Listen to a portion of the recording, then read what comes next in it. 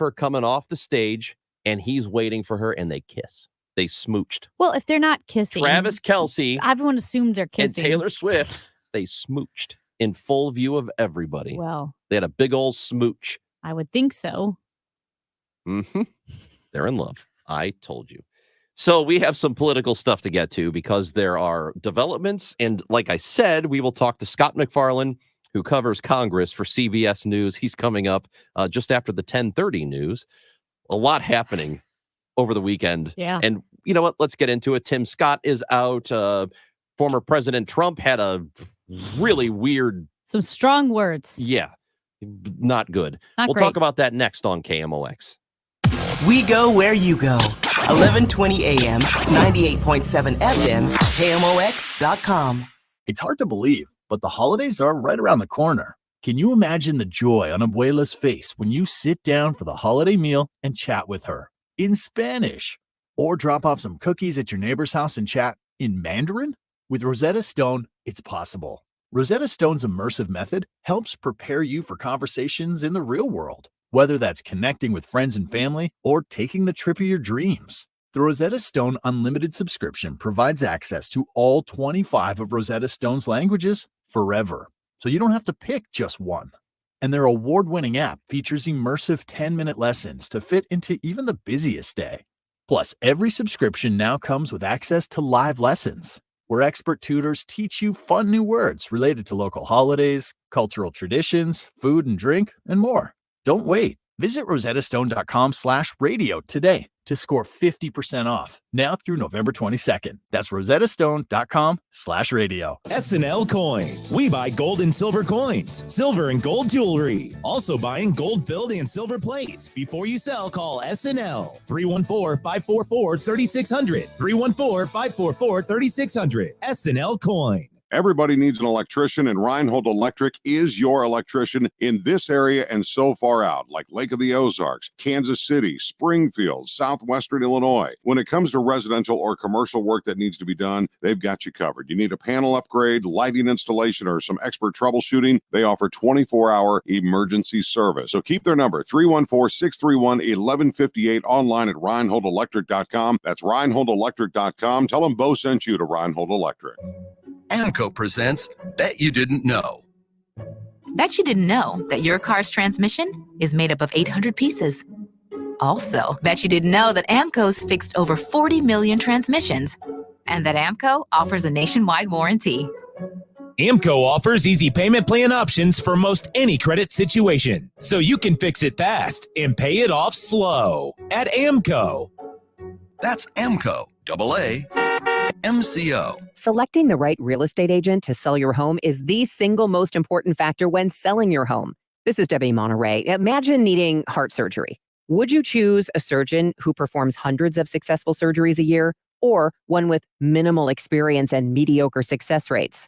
Selling your home is kind of like open heart surgery on your finances, and that's why I recommend you call Gloria Liu with Your Home Sold Guaranteed Realty. Get to know Gloria because she'll give you multiple selling options when selling your home. For 20 years, Gloria's been helping home sellers just like you get the most money for their home. Experience, a proven track record, and guarantees matter when you're relying on an agent to get you the most amount of money in the least amount of time. Selling your home, there's just one call to make. That's 314-325-6888. 314-325-6888. Gloria Liu at GloriaHasTheBuyers.com. That's GloriaHasTheBuyers.com. Conditions apply. Gloria and seller must agree on price and possession date. This is an important notice to consumers facing $10,000 or more in credit card debt, medical bills, or other unsecured debt. You may not be required to pay it all back because there are special programs now in effect that will significantly reduce the amount you will owe if you qualify.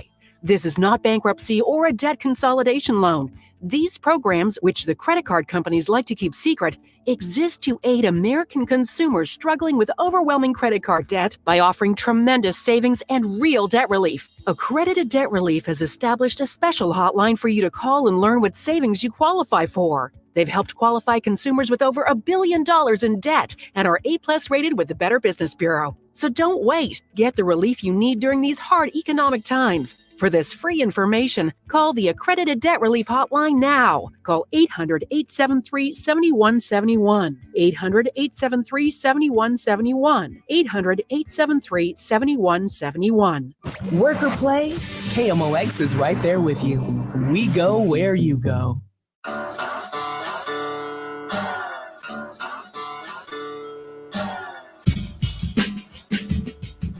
Quite an interesting development.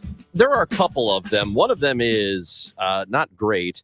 The other one we'll start with, and that is Tim Scott, who was just a participant in the debates, the third GOP debate, which took place this past week.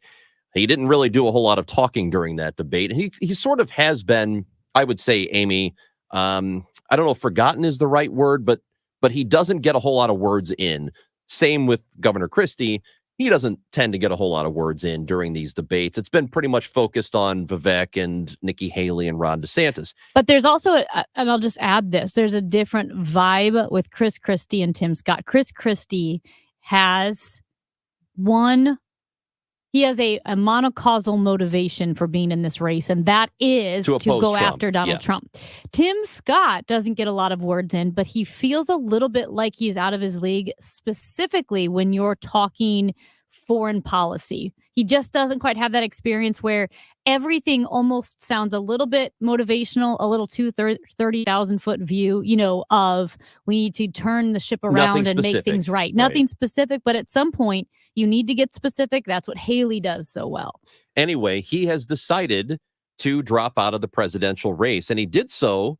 He made the announcement on Fox News, and it was during an interview, and he just said it. And apparently, people who worked for him, who were working on the campaign, who had been dispatched to Iowa and were there doing work and are now trying to get back home, they didn't know it. And that's how they found out.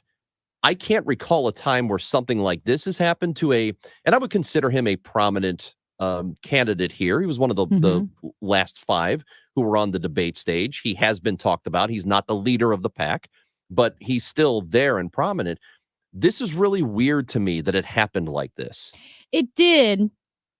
And I don't know what's going on behind the scenes. It's surprising that he seemingly shocked members of his staff, and there were a lot of members of his staff in Iowa. Obviously, he got a ton of money, tens of millions of dollars from Ellison, the Oracle founder. That really Larry Ellison. Thank you. Jump-started his campaign. Now, here's the thing. I don't know what happened with the bizarre rumors and speculation about he's not married. Why isn't he married? Does he have a girlfriend? And then suddenly he did show up with a girlfriend. He had said if he wasn't going to marry her, he didn't want to drag her through what the campaign would entail, which I respect. Maybe it was a casual girlfriend-boyfriend relationship. I don't know. Then there were further rumors that, is Tim Scott gay, which also shouldn't matter. It's so weird that would be a rumor. Maybe it's a GOP thing. I don't know. I think it's frustrating that perhaps that impeded his political hopes. I don't know. There are several articles and one is in Business Insider, which take that for what it's worth, trying to say, did any of this, the debut of his girlfriend, his sudden withdrawal from the race, are they connected in any way? They did. I don't know if you saw SNL. They did their cold open on Saturday, and it was okay. But they had somebody playing Tim Scott, and he said on the stage, "I'm Tim Scott, and I definitely have a girlfriend." There was a story written about him, I think it was about six to 8 weeks ago, about how he was having difficulty raising money because he isn't married, because he wasn't a family person, and he wasn't seeing anybody, and therefore there were donors who were reluctant to give him anything because he didn't fit that mold, which I think is, and I talked about this with Hancock last week. I don't know why that should matter. And maybe it's because I'm also single, so I'm seeing it through that lens. But people tend to only want to vote for those who have families or who have what they would consider a traditional family, but that does not make you necessarily an effective legislator. It doesn't make you an effective president just because you have a wife and you have kids. There are certain things that I feel like you understand better or can only truly experience once you have kids. I mean, I acknowledge that. I'm single, right? Well, not single. I don't have kids. But I know that being a mother, being a father changes you in ways that I can try to imagine, Sure. but I can't experience. But I also like to think that I still value family, right? Like, I mean, that's a really important part of my life. I And agree Tim with Scott you. talks about his mom and his family. I can value that too. Yeah. I mean, there is no candidate who's going to represent everybody. So I mean, perfectly represent everybody. It's just about having empathy and Mhm. understanding what others go through and what others deal with on a daily basis. I wonder if more will come out about this. This is kind of odd. To do it that way and surprise everybody, very strange. Scott McFarland from CBS News next on KMOX. Hey guys, it's Dave from the Dave Glover Show, 1 p.m. to 5 p.m. on KMOX. This promo is going to sound like everyone else's promo, but everyone else's promo is a lie. They're just copying off of us. We are the original show about nothing. We're the original show about everything. We're just a bunch of smart people acting stupid and stupid people acting smart. And when you put it all together, it's a pretty good mix. We are 23 years in and we are STLAF. That's the DGS, 1 to 5 p.m. KMOX. Medicare open enrollment starts October 15th and ends December 7th. Missouri SHIP, the State Health Insurance Assistance Program, is your trusted Medicare resource in Missouri. They're not an insurance company, and they don't sell anything. Counselors help you compare and enroll in plans. Check if you qualify to lower your medical costs and more. Call 1-800-390-3330. MoShip, assisting Missourians with Medicare since 1993. Funding provided by Missouri Department of Commerce and Insurance through ACO. Spark St. Louis is the newest collaborative co-working office space located in the PwC Pennant Building at Ballpark Village. Spark supports local entrepreneurs and corporate professionals and features over 80 private offices, day pass options, monthly networking events, conference room, and special event amenities, while offering an innovative approach to city life where you can live, work, and watch the Cardinals play all within the neighborhood at Ballpark Village. Schedule your tour today by visiting Spark St. Louis online at spark-stl.com. The Doctors of Ophthalmology Associates are pleased to welcome Dr. Samuel Berry to the practice. He joins Doctors Birdie, Malhotra, Brasati, and Royer as the Doctors' Doctors. 314-966-5000 or youridoc.com. Join me, Matt Pauley, and support Jewish Federation's Blue Ribbon campaign. The blue ribbon symbolizes support for the safe return of all 240 hostages taken by Hamas terrorists and unites you with people of all religions, races, and nationalities in telling Israelis they are not alone. Be part of the movement. Every dollar donated goes to saving lives and providing support in Israel. Visit jfedstl.org to learn more and donate. jfedstl.org. At 10:30, we have sunny skies, 58 degrees downtown at the Arch. I'm Megan Lynch. President Joe Biden has said the Israel-Palestinian conflict can't go back to the status quo before Hamas's brutal surprise attack on October 7th. The White House is saying Israel's devastating response in Gaza can't continue as well, but charting a new path in the region, even if Israel is successful at removing Hamas from power in Gaza, will require a change in the U.S. approach. After decades of trying to manage the conflict, the U.S. is confronting the limits of what it can do to affect the outcome, not only about the war, but what comes after. You're probably not seeing as many help wanted signs in stores right now. CBS's Deborah Rodriguez explains why. Why are you smiling like that? I just like to smile. Smiling's my favorite. Make work your favorite. That's your favorite, okay? A lot's changed since Buddy the Elf got a temp job at Macy's. In what could be a warning for the overall job market, businesses are cutting down on seasonal employees this year. Holiday hiring has fallen as much as 40% from a high set in 2021. Behind it, after splurging over the summer, economists expect consumers will pull back on spending, and retailers have finally caught up on pandemic staffing shortfalls just in time. Santa's coming to town. Deborah Rodriguez, CBS News. And the weather is sponsored by MERS Goodwill. Mostly sunny, mild this afternoon, a high of 68. Clear to partly cloudy tonight with a low of 38, and partly sunny and mild tomorrow, a high again near 68 degrees. Right now, sunny skies, 58 degrees downtown at the Arch. Donate your vehicle today, running or not, to MERS Goodwill and get 4 tickets to a 2024 Cardinals game. It's easy. Towing is free. Call 241-3464 or donate online at mersgoodwill.com. Give hope, give local, give Goodwill. I'm Megan Lynch, KMOX News.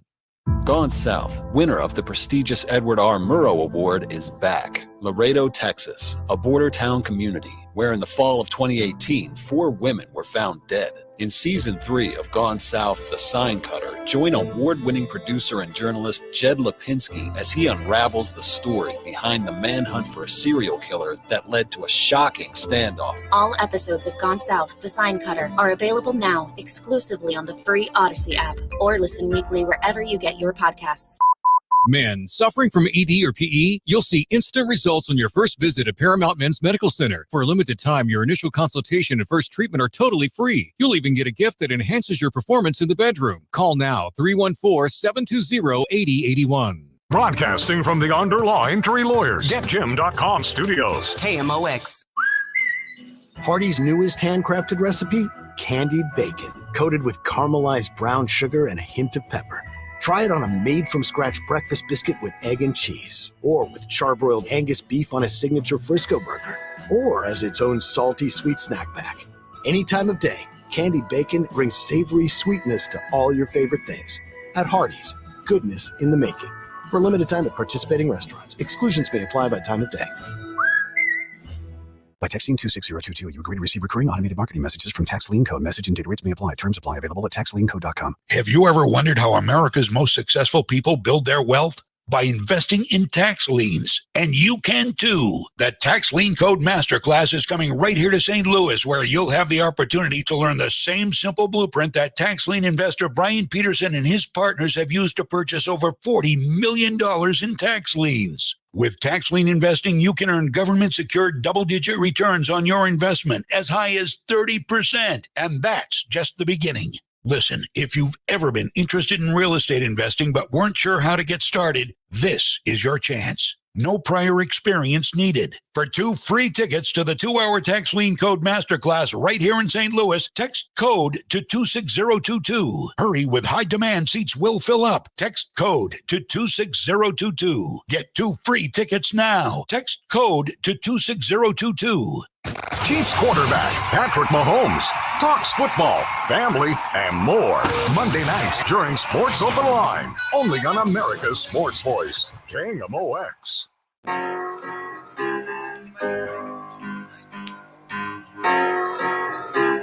It's Chris and Amy on KMOX. It is time to go to the Quiver River Electric guest line this morning. We welcome in a friend of the show, Scott MacFarlane, CBS congressional correspondent, again for CBS News, who is with us on KMOX. Good morning, Scott. Hey, good morning. Good to be here. You know, there's never nothing going on, it seems like, with Congress. Let's start with the potential shutdown that we are approaching.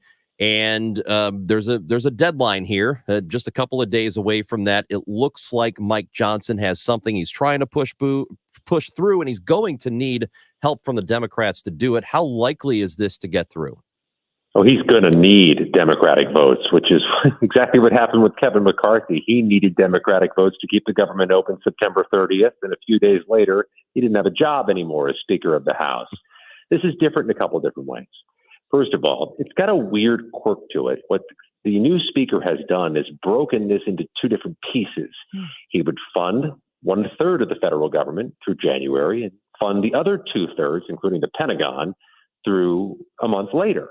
And they call it a laddered continuing resolution. Let me promise you, you don't even want to know what that term means. It's just that they're breaking it off into 2 different parts. But everything else stays the same. No changes in spending, no cuts, no poison pills or controversial policy changes that one party won't get behind.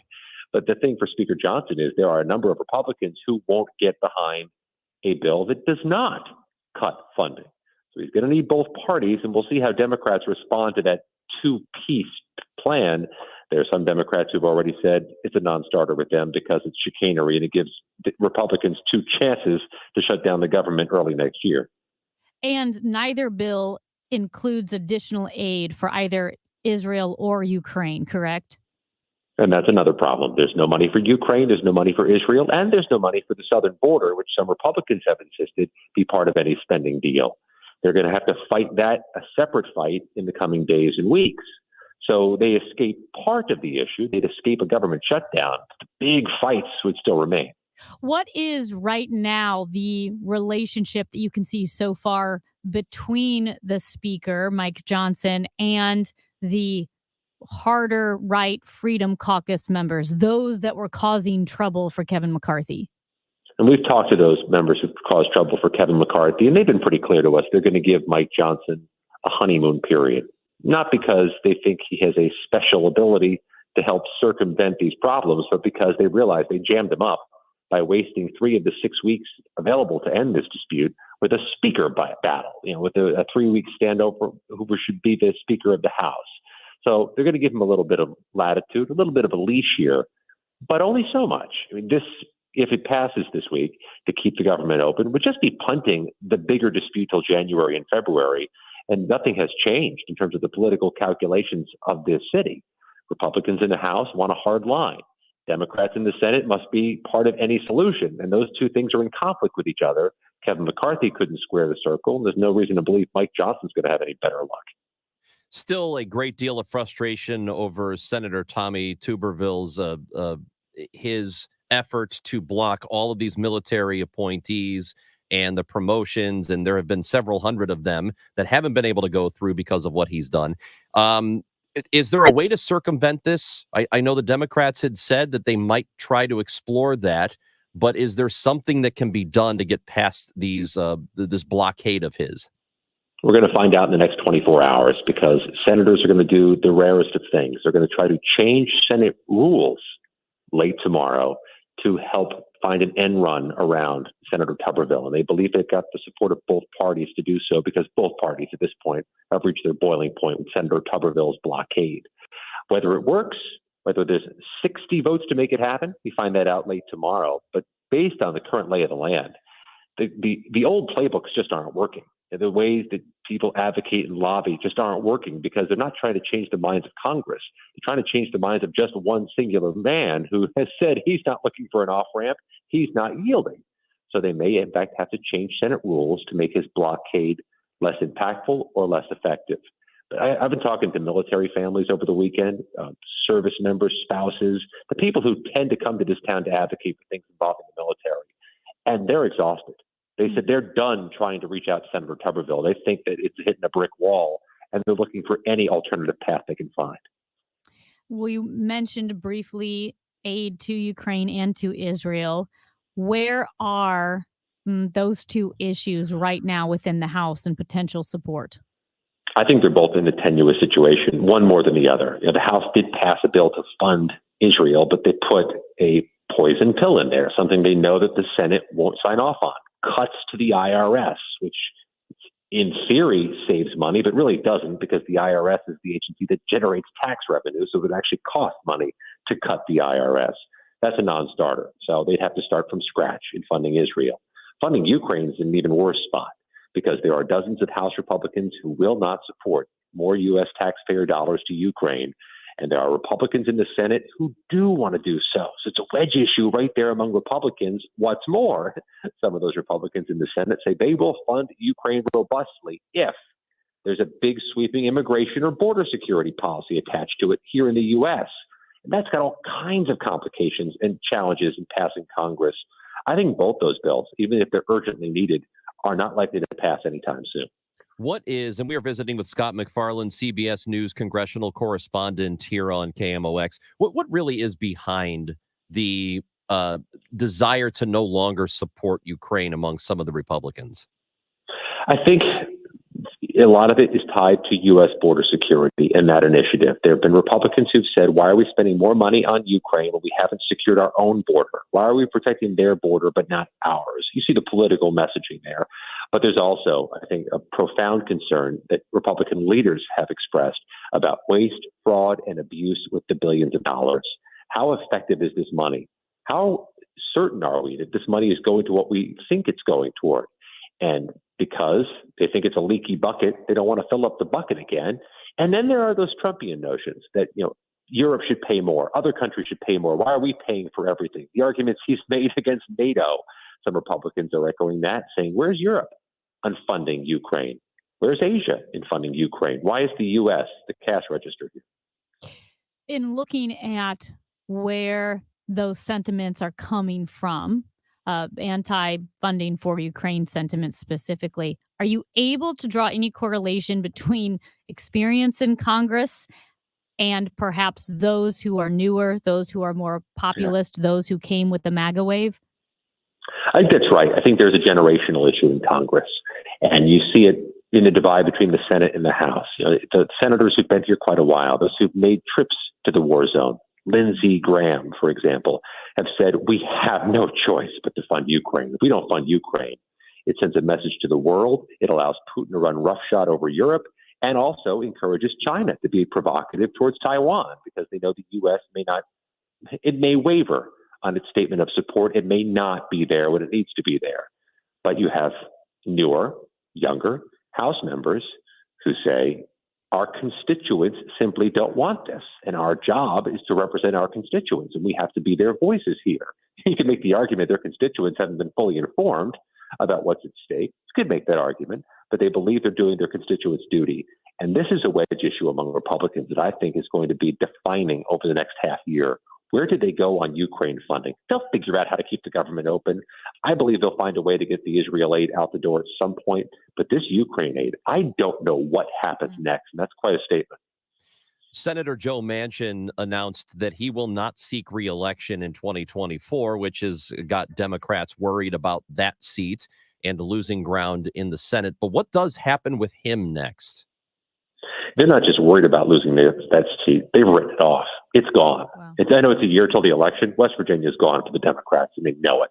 And they can lose at most one seat and maintain the majority in the Senate, and that's assuming they keep the White House. So to say this has put them in a delicate spot in the Senate is an understatement. They have to run the table on some very tough races from Ohio to Pennsylvania to Wisconsin to Montana.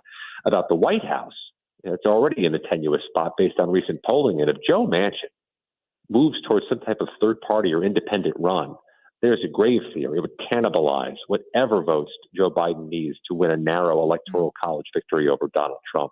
I would say Democrats are worried, but that might be an understatement.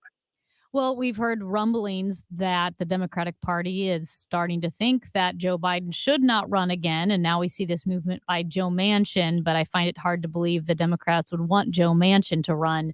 What do we know about the confluence of those two events?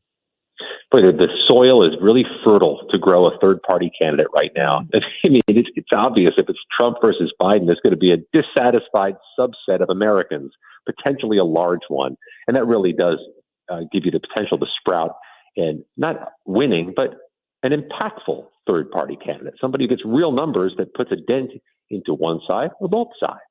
So there's fear in a narrow election, and that fear goes both ways. There is a growing sense here in Washington that Robert F. Kennedy Jr.'s candidacy could be taking more from Trump than from Biden. Joe Manchin would most certainly do the opposite. But just around the edges, somebody who gets 1% in Arizona can derail either candidate in Arizona. Somebody gets 0.5% in Wisconsin could change dozens of, or about a dozen electoral votes. This is big stuff we're playing with now.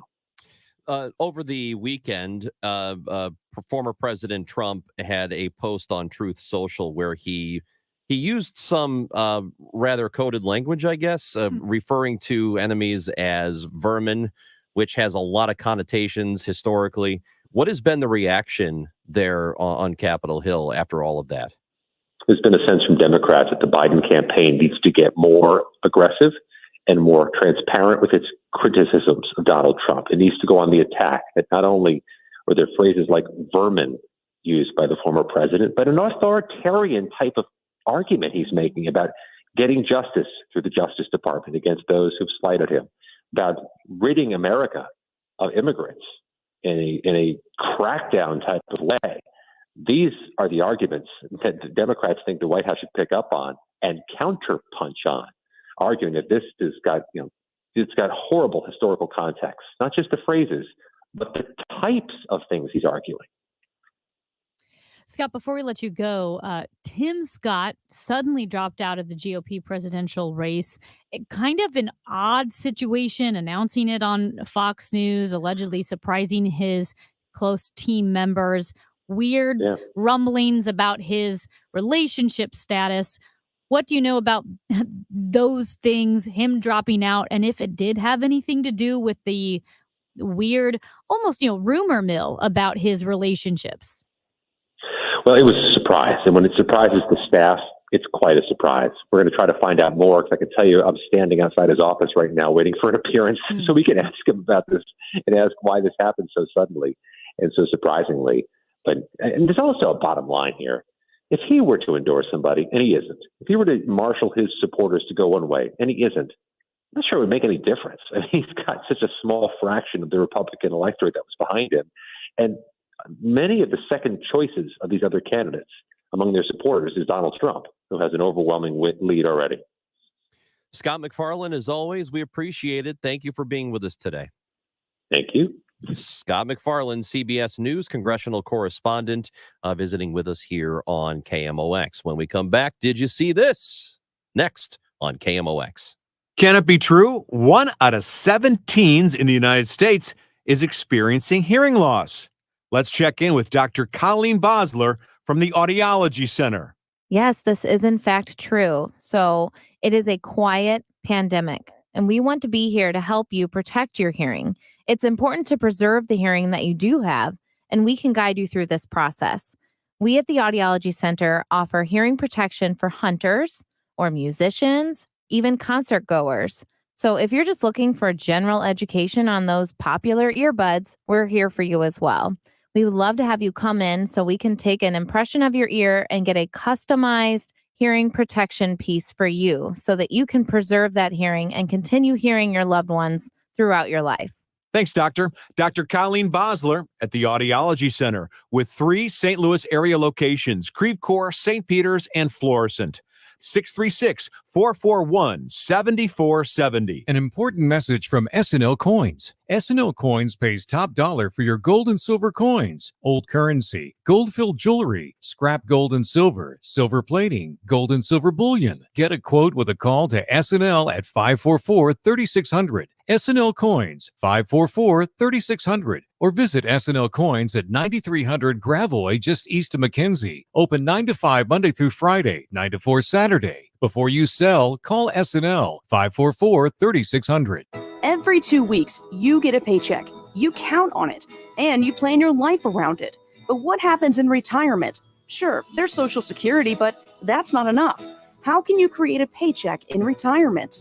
Steve All and his team at the All Financial Group can show you by creating a custom retirement plan and show you how you can create a guaranteed income stream for retirement, just like you are working. Imagine waking up, not going to work, and still getting paid. Find out more about guaranteed income in retirement when you attend one of the upcoming events on November 14th or the 16th. These events are complimentary, but you must qualify to attend. Call 636-230-8824 or visit yourmoneymattersstl.com. Investment advisory products and services offered through Impact Partnership Wealth, LLC, a registered investment advisor firm. All Insurance Group, LLC, and IPW are not affiliated firms. Investing involves risk, including potential loss of principal. Insurance and annuity product guarantees are backed by the financial strength and claims-paying ability of the issuing insurance company. The Musial Awards return to Stiefel Theater this fall. You can be in the audience for this nationally televised event Saturday, November 18th. Named for Stan the Man, the awards celebrate those who embody extraordinary sportsmanship. Come walk the red carpet and experience the most inspiring night in sports. It's a show you don't want to miss and a perfect way to kick off the holiday season. The Musial Awards, presented by Maryville University, Saturday, November 18th. Tickets at musialawards.com. What do you mean he's not coming in? This is our busiest time. The mixologist at Claude's Bar is moving to Manhattan. I'm already down 2 bar backs. No one's manning front of Now house. he needs an equally cosmopolitan replacement. How am I going to find a new bartender before New Year's Eve? Indeed can help him hire great people fast. I need Indeed. Indeed you do. Instant Match instantly connects you with quality candidates whose resumes on Indeed match your sponsored job description. Visit Indeed.com/credit and get $75 towards your first sponsored job. Terms and conditions apply. This holiday season, Capital One reminds you to give yourself the gift of 1.5% cash back with the Capital One Quicksilver Card. Can I earn 1.5% cash back on birds? Birds? What if you sent your true love 2 turtle doves plus a partridge in a pear tree? Sure, but why would anyone want that? The song was very convincing. Earn 1.5% cash back on all your holiday purchases with the Capital One Quicksilver Card. What's in your wallet? Terms apply. See CapitalOne.com for details. Consumer Cellular offers the exact same nationwide 5G coverage as the major carriers, even in bumper-to-bumper traffic. Their 100% US-based support is just a click or a call away. Visit your local retail store in St. Louis to switch today. RENNER, forward and back. Hey, it's the Cardinal Cowboy. Renner Garage Door services the entire St. Louis metro area, St. Charles, South County, and Eastern Illinois. Sales and service. Renner, forward and back. RENNER. RennerDoorSTL.com. Giddy up! Halloween is over, but hiring is still a bit scary. Indeed's end-to-end solution helps you attract, interview, and hire candidates. Sponsor a job and instantly receive a short list of quality candidates whose resumes on Indeed match your job description. Visit Indeed.com/credit. It's wonderful. It's incredible. It's the Chris and Amy Show on KMOX. Did you see that thing? I can't believe it. Something is obviously wrong. This is a joke, right? Oh my God. Are you freaking kidding me? No way. You gotta be kidding me. Don't feel bad. There's no way you could have known that. Now, did you see this with Chris and Amy on the show? Ron. Yeah. Listen, sometimes it pays to be bad at your job, or maybe just to have your bosses hate you. You got that right. Because Jimbo Fisher. Oh, Jimbo Fisher, the coach of Texas A&M Aggies football, that he got fired. But before you feel bad for him, they're paying him. Texas A&M is paying Jimbo Fisher $76 million in a buyout. $76 million not to coach them. This sounds. How bad of a coach do you have to be? How about this? This is what CEOs get. They run a company into the ground and they get $20 million to go away, which is outrageous. If you're bad at your job and you get fired because you're bad at your job, you shouldn't deserve all that money. The internet is awesome. Jimbo Fisher leaving College Station $77 million richer after committing the largest robbery in United States history. Not bad. I mean, Jimbo Fisher, what do I have to do for KMOX to pay me $76 million to leave?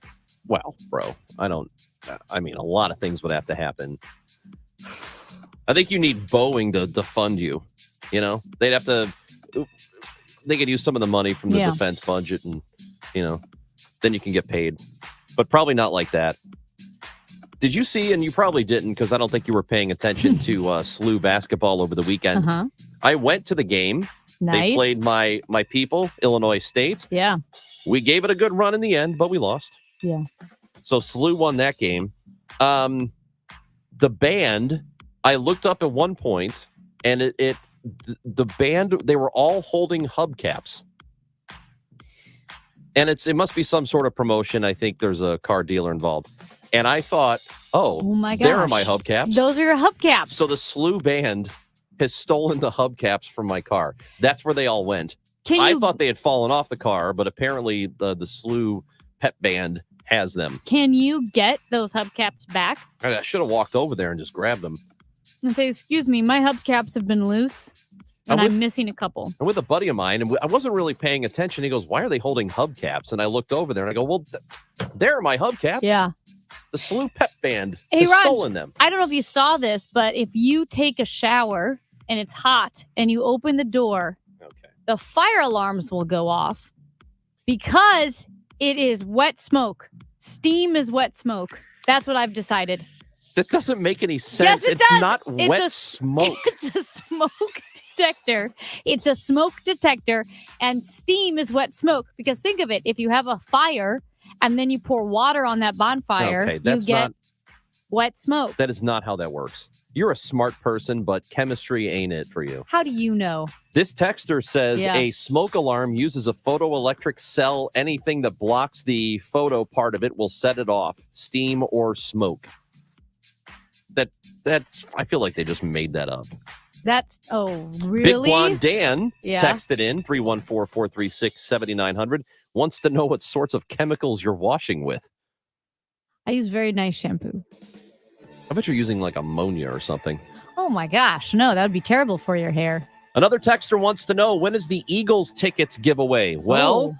in the noon hour, we are going to have a call-in giveaway. We'll let you know. We'll prompt you when it's time to call in and win a pair of Eagles tickets at Enterprise Center February 6th. We're going to give away tickets all freaking week right here on KMOX. I feel safest of all. I can lock on my doors. It's the only way to live in cars. Attention all food lovers. Interested in a new concept of dining that positively impacts our community? Social Kitchen is a 2.5-acre hospitality campus featuring an award-winning Italian restaurant, food truck park, crepe and ice cream parlor, and a dog park located in the heart of Swansea, Illinois, at the corner of 159 and North Belt East. It is designed to enhance community connection, promote entrepreneurship, and serve individuals or families facing hunger through the innovative Currency of Caring dining program across the Metro East. The program revolves around delivering dignified dining experiences through a network of food trucks and partnering restaurants. Special meal tokens are available at all participating partner restaurants for $8 and online at currencyofcaring.com. These tokens can be given to individuals or families in need and are redeemable for a free, hot, nutritious meal at participating partner restaurants. To learn more, visit currencyofcaring.com. Once again, that is currencyofcaring.com. Hey, KMOX listeners, Roger Zero again here at Don Rogers Limited, 6727 West Main in Belleville. Well, we're past Halloween. Thanksgiving is around the corner, then the holidays. We went from pretty much summer to winter. The leaves are coming down like crazy. And, we are actually running out of some styles and sizes in our men's and women's department. And it's not too early to start shopping for the holidays season, for that special gifts for somebody. This time of year, our merchandise really starts moving when it gets cold. We're selling tons of sweaters and jeans. Our men's store looks great. Our ladies' store looks great. So come in and shop for yourself. We've got the best selection of anybody in the area. Start getting your Christmas list together. We'll help you pick it out. Don't forget, we're located at 6727 West Main in Belleville. We're open Tuesday through Saturday, 9:30 to 4. Park at the door, walk and get waited on. And always, I thank you so very much for listening to our commercial.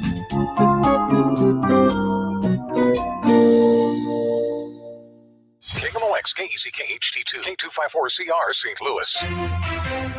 Your home of the Chiefs, KMOX. Always live on the free Odyssey app.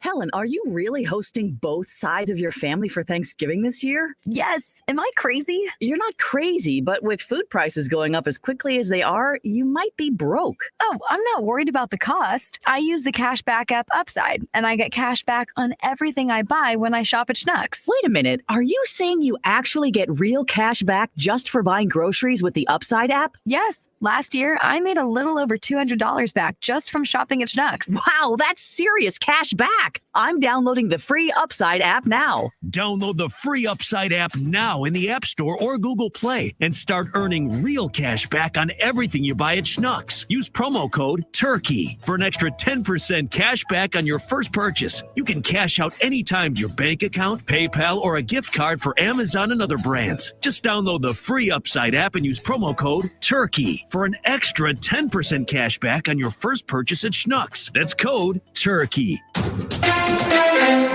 Mid-America's most trusted source for news. KMOX. At 11 o'clock, we have sunny skies, 58 degrees downtown at the Arch. I'm Megan Lynch. In the news, the Secret Service says an agent opened fire during an attempted break-in of one of its unmarked vehicles in Washington. CBS News correspondent Cammie McCormick reports. The incident happened when an agent assigned to President Biden's granddaughter encountered 3 individuals breaking a window on a parked and unoccupied government vehicle. The agent discharged a weapon. No one was struck and the suspects fled. The Secret Service says there was no threat to any protectees. The major case squad has been activated after a shooting this morning in Clayton. The Clayton Police Department say at about 5:25, they responded to the 7500 block of Wydown Boulevard for reports of shots fired. Officers found a man with an apparent gunshot wound. No other information being released at this time. Police say a hiker found a body in Creve Coeur Park over the weekend. Maryland Heights police tell KMOX they haven't positively ID'd the skeletal remains. They're running a DNA check right now. No foul play is suspected. Police say they will release more details later today. Israel is assessing options to facilitate the evacuation of patients in need of special care from the Al-Shifa medical complex in Gaza City. Israel says it's targeting a Hamas stronghold. State Department Principal Deputy Spokesman Vedant Patel. They essentially are using these civilians as human shields, these men and women, babies who have very dire medical conditions and need treatment. The hospital is without fuel, without electricity, and without essentials for patient care. More Americans say they can't think or remember details anymore. CBS's Deborah Rodriguez has more. More people in their 20s, 30s, and 40s say they're in a constant cognitive fog these days, having difficulty remembering, concentrating, or making decisions. Researchers link it to the effects of long COVID and other side effects of the pandemic, including psychological distress. From the KMOX Business Desk, a new Bankrate survey reveals 89% of full-time workers want a 4-day work week. Sarah Foster, a Bankrate analyst, says employees are willing to work longer hours those 4 days, come into the office more, or even get a new job if it meant they could have a shorter week of work. Most Americans, most workers are actually kind of weighting work-life balance factors as a quality that's important to their employment moving forward, just as much as higher pay. Foster says there needs to be more research done on it to determine if a 4-day work week really could be the new norm. The Dow from Stifel this hour is sitting at 34,397. The S&P 500 at 4,418. The weather sponsored by Jerry Kelly Heating and Air Conditioning. Mostly sunny, nice and mild this afternoon. A high of 68. Clear to partly cloudy with a low of 38. Right now we have sunny skies, 59 degrees downtown at the Arch. I'm Megan Lynch, KMOX News. My best friend Jenny came over for coffee, said it's cold enough in here to play hockey. Well, my furnace broken, it's already late. Call Jerry Kelly because they're open till 8, jerrykelly.com. They're fast and they're good and they got it going on, Jerry Kelly.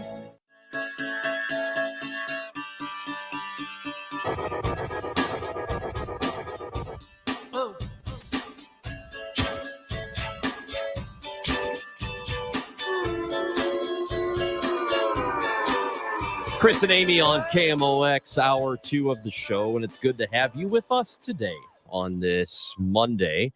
We go back to the Quiver River Electric guest line this morning, and a new book called Without Helmets or Shoulder Pads, written by Irvin Muchnick, who is exploring injuries to kids, mainly in high school and those in college as well, talking a lot about football and the dangers of playing the sport. And joining us on the Quiver River Electric guest line is Irvin Muchnick now. It's good to have you with us today, Irvin. How are you?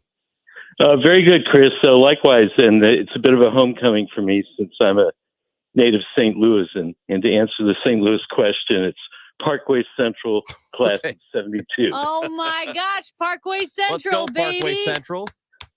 Love Parkway Central. I love Parkway. I was there yesterday and Saturday. How about that? Why were you there? Oh, yeah. You've got, things. All right. So the book is called Without Helmets or Shoulder Pads, The American Way of Death in Football Conditioning. And it's what you have explored here is more about practice and what goes on during practice. And the way I'm interpreting it, whether or not coaches might be pushing players a little bit too hard. Right. I don't think there's any might be about it. There's a lot of attention given to the traumatic brain injury crisis in football, and it's plenty scary enough. Don't get me wrong. But I would like to broaden this conversation to a general discussion of the overall public health harm of football at all levels. And very few people are aware that every summer, like clockwork, like the turning of the leaves, one or more kids dies in this country without making a single block or tackle in anger, just from the excesses of conditioning drills supposedly designed to make them tougher specimens of masculinity. And when we think about that question in those terms, we start questioning, popular as football is, it's the way it's ingrained in our public school system and in subsidies in our healthcare system and our insurance premiums and so forth. And I think that people need to take a good long look at the long history of public health harm in the sport of football. Okay, so let me ask you about that, the conditioning in football, because it does sound like you're focusing primarily on this sport and the conditioning injuries and deaths that occur. But there may be people saying, hey, I ran cross country, which was brutal, and that started in the summer, or soccer. Why is football a particular area of concern for you versus other sports that also have strenuous conditioning drills? Well, Amy, it's a great question, and there are a number of answers to it. For one thing, the conditioning aspect of football is largely performative in nature. There are a lot of drills that have very little basis in kinesiology textbooks or conditioning manuals. They're just ways that coaches assert their control over their athletes and assure them that succeeding in football is some kind of life skill. So that's one answer to the question. But the other answer to the question, again, is that I would like us not to focus on any single aspect of football health harm, but just think about the fact that the several deaths a year of non-consenting players without real legal agency, just to support the farm system of the many multi-billion-dollar a year NFL and the pro football industry, is part of a larger mosaic. And it doesn't even entirely involve death. It involves orthopedic damage, neurological damage, opioid abuse, and a lot of things that affect a significant percentage of our male population in America throughout their lives. Author Irv Munchnick is with us here on KMOX, and you mentioned that there are some drills that are more performative than they are helpful. Do you have one specific that you don't think players should be doing? Well, there are a whole bunch of things that are part of the mythology and the legacy of football, and some of those are slowly, dying off. And not so much in this conditioning drill thing, but in like Bull in the Ring, where everybody takes a shot at somebody in the middle and that kind of stuff. And there are some Neanderthal coaches who still persist in those kinds of practices. But I don't want to dwell on that at the expense of this, what I think is a larger philosophical discussion of the outsized role that football is playing in our culture right now. It's a thrill to play for some people. It's a thrill for many millions of us to watch. But whether this activity is something that should be routinely and categorically pushed on young males because of social pressure and to fill out rosters of high school teams who go on to become parts of college teams, who go on to be the free developmental farm system of the NFL, is something that I don't think is closely examined enough. There are a lot of built-in assumptions about football that we need to take a closer look at as we become more conscious of things like traumatic brain injury, which is getting its due in the media these days, but I feel is very skillfully deflected by the storytellers of the NFL and their apologists.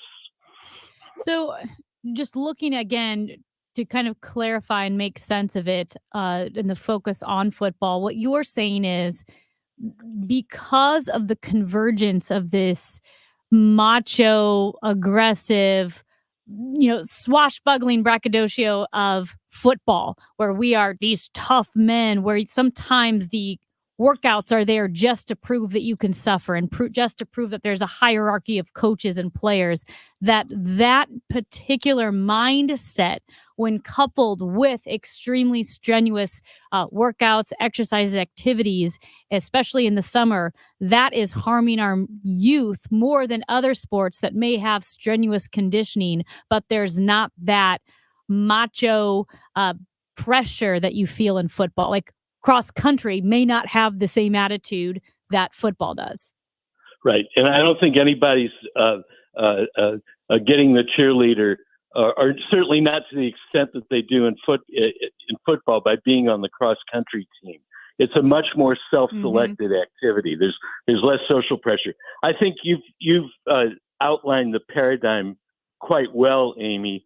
And again, I'm not saying that my book is anything other than food for thought, but a future Edward Gibbon looking at American society in late empire is going to be questioning the obsession that America has with football in much the way we look back on the Roman gladiators in the Colosseum in an earlier era in our history.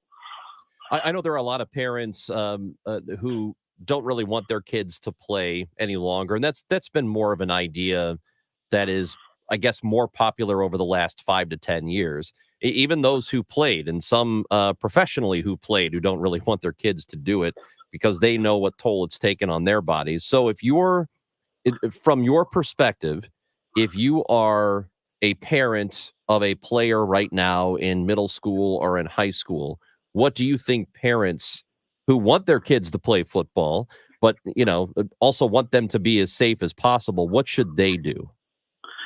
Well, I don't know that there's an existentially satisfying answer to the problem of safety in football. It's a forward colliding sport, and every improvement that's made is strictly on the margins. It's a deadly game. I think it's not for everyone's kid. I think parents who really want their kids to get into this activity should be compelled to do so in private programs, not on the backs of our K-12 school systems. And I think what's happening these days, there's anecdotal evidence in certain high schools and certain demographics that they're having a harder time fielding teams. And the problem there is that we're reaching a point where we have an almost explicit gladiator class providing our entertainment. There are three main causes of death in football conditioning.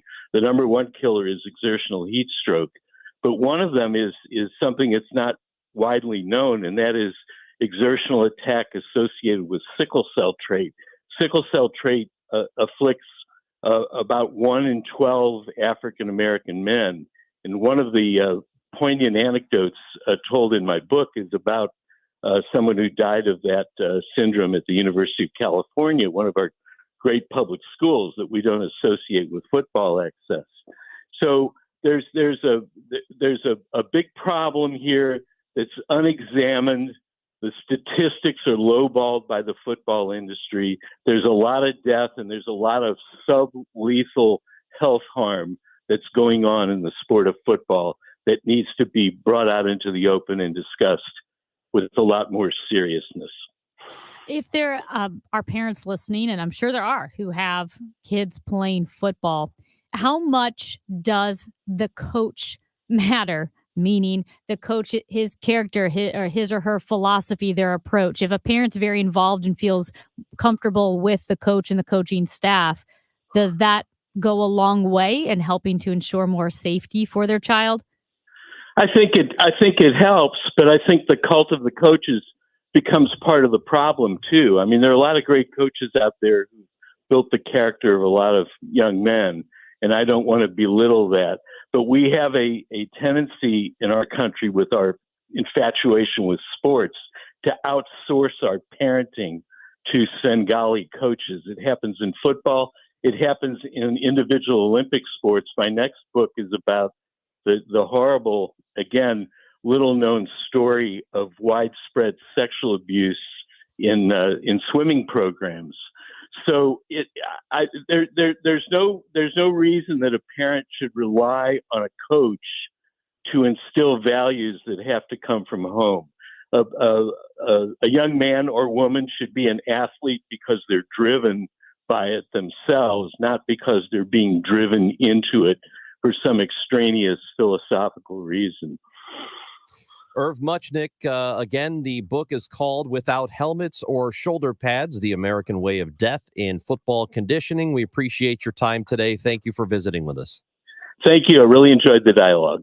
That is Irv Muchnick with us here on KMOX. And I have a lot of dissonance when it comes to football because I adore the sport. I love watching it, but I also recognize that, and it, if I ever have kids, if they want to play, great. I would probably try to steer them away from it. I don't really know, but I love watching the sport. I do realize there are coaches out there at amateur levels who see themselves as Bill Belichick, who think they're like that, who think they're Nick Saban, and they're playing out their fantasies on the field, right? And I think they do put kids in jeopardy, and it's not for the best of the child, it's for themselves. And that's not all of them. I'm not saying all coaches or even most coaches, but there are too many of them who are like that. So I don't know. I feel it. I love the sport and I love watching it. And I don't even feel like the guys at the professional level are taken care of the way they should be taken care of when their careers end. And it's not just about conditioning. It's about the CTE, the head injuries that we know for a fact are caused by the sport in a very big way. Well, and that's the thing. It is an inherently, fundamentally violent sport. So yes, you can take steps from equipment to technology and helmet to the way you play to the coach. But there's only so much that There's tech can do. only so much you can do. Yeah. It's a sport that's going to cause injury as long as it's played the way we know it and you're having contact and you're tackling, which is football. There's no way to make it safe. There's no such thing as safe football. And that is something that I do think we have to wrestle with as a society. Well, I do believe at the higher levels, they've done a pretty good job, even though the sport can be frustrating to watch when penalties are called. And, you hear this refrain over and over again. What is the defender supposed to do? It goes in and makes a tackle, and it looked like a pretty harmless tackle, but then they get flagged for a penalty. But what they've done is they have decreased, and at least I don't think it's an insignificant way, some of the head injuries, especially as it pertains to quarterbacks. They've been better at that, and they realize how important that position is, and that guy getting hurt is such a big deal. So I don't know, man. My take on it is this. If you do get to the professional level, and I know we're talking about youth football here, if you get to the professional level, my take on it has always been it's a dangerous sport. It's brutal. Just take care of those guys when they are done. There's so much money in the NFL, but that's only NFL players. And we're talking like the 0.0001% of all football players in the world. Think of everyone else who went far in the football ranks. They're dealing with almost as many injuries, if not the same amount of injuries, but they don't have the millions of dollars to help them. And I'm not saying eliminate all things that aren't safe, because I know people will, you've got to toughen up. This is, America, violence sells. No, I get it. I'm not saying that. I grew up playing ice hockey, for crying out loud. That's a dangerous sport. There's a lot of issues with head injuries in ice hockey as athletes get faster and stronger. And in some ways, the equipment allows you to play at a level you could not play before. So I get that. It's just at the youth levels, we might have to maybe approach things a bit differently, because most kids are not going to make it to the NFL, the NHL, or what have you. Hey, speaking of that, we'll tell you how our football no prize pick'em went. Hey! When we come back on KMOX. For everything online, it's Odyssey.com. Download the Odyssey app and listen to The Dave Glover Show and all the news, talk, sports, and podcasts that move you. Odyssey, that's AUDACY. Feels good to be home. Our local Ashley store has the biggest and best Black Friday furniture and mattress deals going on right now. Literally everything is on sale throughout the store, including up to 75% off designer-picked holiday hot buys. Plus, you can shop confidently because Ashley's price match guarantee ensures you'll get the best price. So if you're looking for trend-forward styles at unbelievable Black Friday prices, shop your local Ashley store today, only at Ashley. With Hardee's Double Deals, get a double cheeseburger or bacon double cheeseburger starting at just $2.99. That's double the Hardee goodness with 2 charbroiled patties and cheese. Or double the Hardee goodness with 2 charbroiled patties and cheese and bacon. Both starting at only $2.99. Hardee's, goodness in the making. These items only. Price and participation may vary. Tax not included. Visit restaurant or app for details. If you owe the IRS, you have a legal issue, and you need the Lance Drury Law Firm. We'll protect your rights. Log on at LanceDruryLaw.com. This is Christina Straight with Straight Realty reminding you why pay more than 4. In 2003, we had a dream to start a real estate company that would revolutionize the real estate market. Now, 20 years later, after navigating through the many markets' ups and downs, we know exactly how to help you in this challenging time. I'm Christina Straight, owner of Straight Realty. Don't give away your hard-earned equity. Give us a call today, 314-441-4444, 314-441-ALL-4s. And remember, why pay more than 4? Straight Realty is a licensed broker in the state of Missouri. Paid after portrayal. I didn't see it coming. Life can be so unpredictable. After losing my dad, it made me think about my family if something were to happen to me. The mortgage, car payments, and all the other bills. Even things like our annual summer vacation would be out of reach. I had heard about life insurance through Ethos and how easy it was to get coverage. They were right. I knew it was time to stop putting it off and get life insurance right now. I got on my computer and went to ethoslife.com. In just 10 minutes, I was covered. And boom, family protected. Thanks to Ethos, my family won't have to worry about the bills if the unpredictable happens to me. Ethos, fast and easy online term life insurance. Up to $2 million in coverage with no medical exam. Some policies as low as $1 a day. Answer a few health questions and get your free quote at getethos.com. That's GETETHOS.com. Hey, everybody, this is Charlie Brennan. You know that for more than 25 years, I've been a patient at Ophthalmology Associates, the home of the doctors' doctors, Greg Birdie, Ranjan Malhotra, Robert Brusati, Andy Royer. Also, my wife, kids, and sister all go there for their eye care as well. After all, these doctors have 3 convenient locations. They have an excellent experienced staff, the latest technology, and a sizable optical department on location. They're also available for emergency calls. And now, the doctors' doctors are pleased to welcome Dr. Samuel Berry to their practice. Dr. Berry is a cornea surgeon with the latest knowledge and techniques for advanced eye care and treatment. In Sullivan, 270 in Manchester, and St. Peter's. Birdie, Malhotra, Brusati, Royer, and now Berry. The best doctors to see for your best vision in St. Louis. 314-966-5000, youridoc.com. Best newscast in the country. The KMOX Newsroom, national winner of the Edward R. Murrow Award for Best Newscast in America.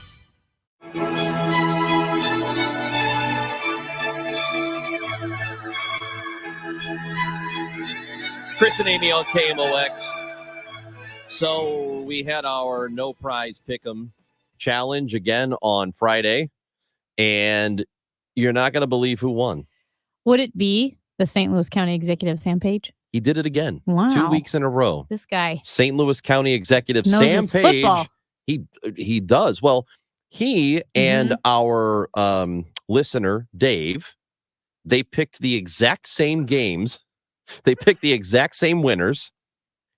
And the only reason Dr. Page came away with a victory this past time is because he got the score the closest, the final score. So the tiebreaker was all his. Guess what you did, Amy? Okay. Thank you very much. Guess who made fun of me for picking the low-scoring Sunday night football game? Me. I said it was going to be a real snoozer. It was not going to be high-scoring. And what did I say, 28? 28. 28 points. And guess what the total score was? 28. 28 points. Got baby. the team wrong, though.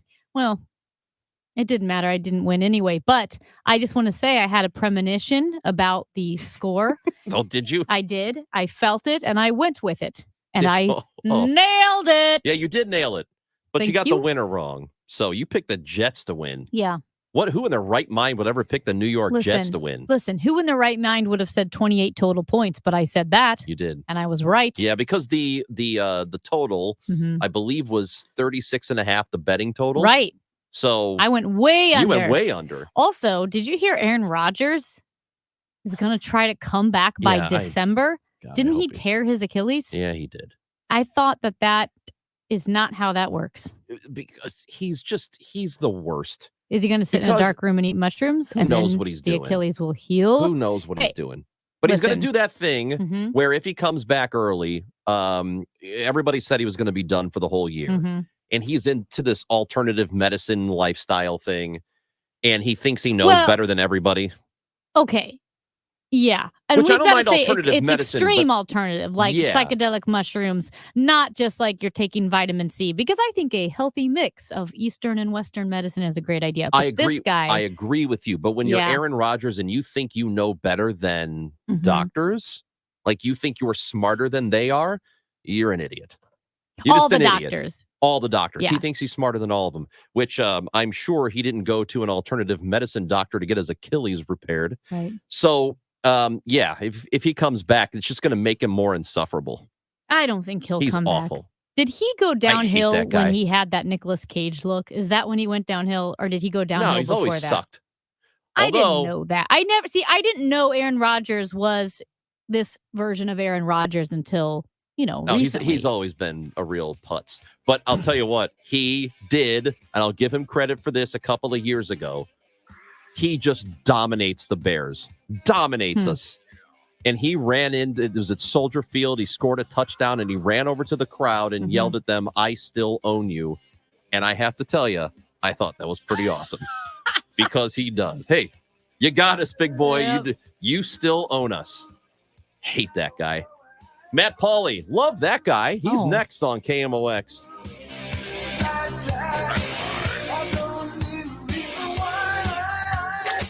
Following the Dave Glover Show at 5 o'clock, it's Total Information PM. Hey, I'm Michael Calhoun. Check in with Kevin Wheeler and me for the latest news and information. Roger covers your commute. Dave Murray's got the forecast. Matt Pauley has sports. We'll take deep dives on local issues and help you be a smarter consumer. At 5:30, the CBS Evening News helps you understand what's happening around the country and the world. Total Information PM at 5 o'clock, right after Dave Glover on the trusted voice of St. Louis, KMOX.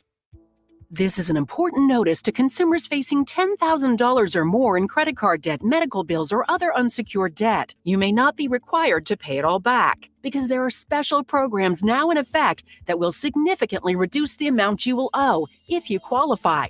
This is not bankruptcy or a debt consolidation loan.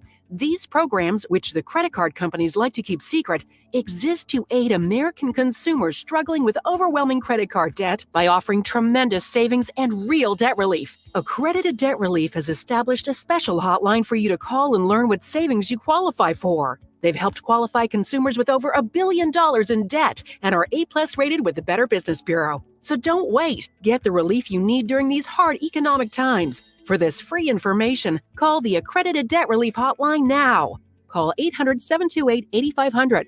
800-728-8500. That's 800-728-8500. Men, suffering from erectile dysfunction or PE? Frustrated taking pills that don't work?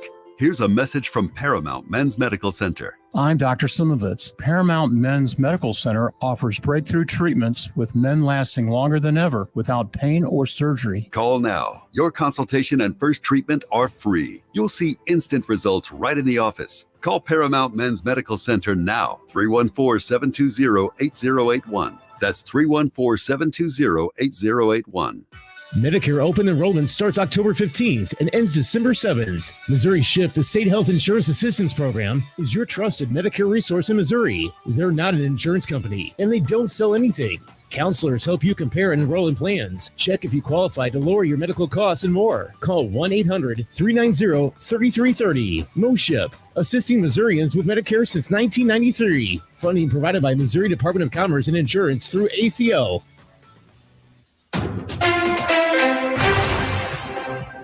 11:30, we have sunny skies, 59 degrees downtown at the Arch. I'm Megan Lynch. Hospitals in Gaza under increasing threat as the fighting surrounds them and their supplies are cut off. CBS News correspondent Cami McCormick reports. Thousands have fled Gaza's largest hospital, Al-Shifa, and elsewhere the problems are just as dire. Dr. Hassan Abu Sida is at Al-Ali Hospital. We don't have the capacity to be the only hospital functioning in Gaza City. Every 10 minutes, there are ambulances coming with fresh wounded. He says they don't have access to blood banks and medication is in short supply. You give them fluids, you try to stop the bleeding and hope for the best. The lack of electricity is also putting lives in danger. The Major K Squad has been activated after a man was shot to death this morning in Clayton. The Clayton Police Department says about 5:25 a.m. they responded to the 7500 block of Wydown Boulevard for reports of shots fired. Officers found a man with an apparent gunshot wound. No other information being released at this time. The White House releasing a strategy to potentially expand the availability of radio spectrum needed for cell phones, satellites, navigation, space travel, and other emerging technologies. The increasingly digitized and mobile economy has put pressure on the available range of frequencies used for wireless communication. The spectrum is also vital for national security and responding to disasters. The weather is sponsored by MERS Goodwill. Looks like we will have a mild day. It'll be sunny and nice with a high of 68. Clear to partly cloudy tonight with an overnight low of 38. Right now, sunny 59 downtown at the Arch. Donate your vehicle today, running or not, to MERS Goodwill and get 4 tickets to a 2024 Cardinals game. It's easy. Towing is free. Call 241-3464 or donate online at mersgoodwill.com. Give hope, give local, give Goodwill. I'm Megan Lynch, KMOX News. Is your home ready for the holidays? Beat the holiday rush and call our cleaning heroes at Zero Res. Get 3 rooms Zero Res clean starting at just $129. You can also get $50 off your air duct cleaning when you call 314-474-2020 or book online at ZeroResSTL.com. Broadcasting from the Underline Tree Lawyers, GetJim.com studios. KMOX. Spark St. Louis is the newest collaborative co-working office space located in the PwC Pennant Building at Ballpark Village. Spark supports local entrepreneurs and corporate professionals and features over 80 private offices, day pass options, monthly networking events, conference room, and special event amenities, while offering an innovative approach to city life where you can live, work, and watch the Cardinals play all within the neighborhood at Ballpark Village. Schedule your tour today by visiting Spark St. Louis online at spark-stl.com. Our goal at NeoVitan is to make supporting your nutrition as easy as possible. That's why we created the NeoVitan monthly subscription. Just go to neovitan.com, choose your multivitamin, sign up, and we will do the rest. You'll receive your NeoVitan multivitamin every month with no long-term obligation. You can pause or cancel at any time, and shipping is free. Each NeoVitan multivitamin includes our physician-formulated proprietary blend for nutritional support you won't find anywhere else. Start supporting your nutrition the easy way with NeoVitan multivitamins. Sign up for a NeoVitan subscription today at neovitan.com. You wouldn't trust a butcher to babysit your pet pig. You wouldn't trust a lumberjack to repair your antiques. Or a professional wrestler to be your massage therapist. So why would you trust anyone but AMCO to fix your car? For over 50 years, we've been the trusted experts in transmission repair. AMCO offers easy payment plan options for most any credit situation, so you can fix it fast and pay it off slow at AMCO. AA MCO. Chiefs quarterback Patrick Mahomes talks football, family, and more. Monday nights during Sports Open Line. Only on America's Sports Voice, KMOX. Mizzou will just dribble it down and let the clock expire. A long three is no good. St. Louis University has toppled Mizzou. The final score, 93-85 at Chaifetz Arena. The Billikens get their first win of the year and a very impressive one over the Tigers.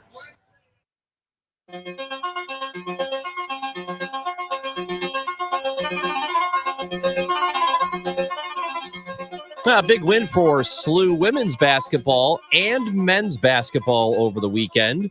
And Missouri football with a huge win as well. There's a lot of good sports happening over the weekend here as it pertains to our local teams.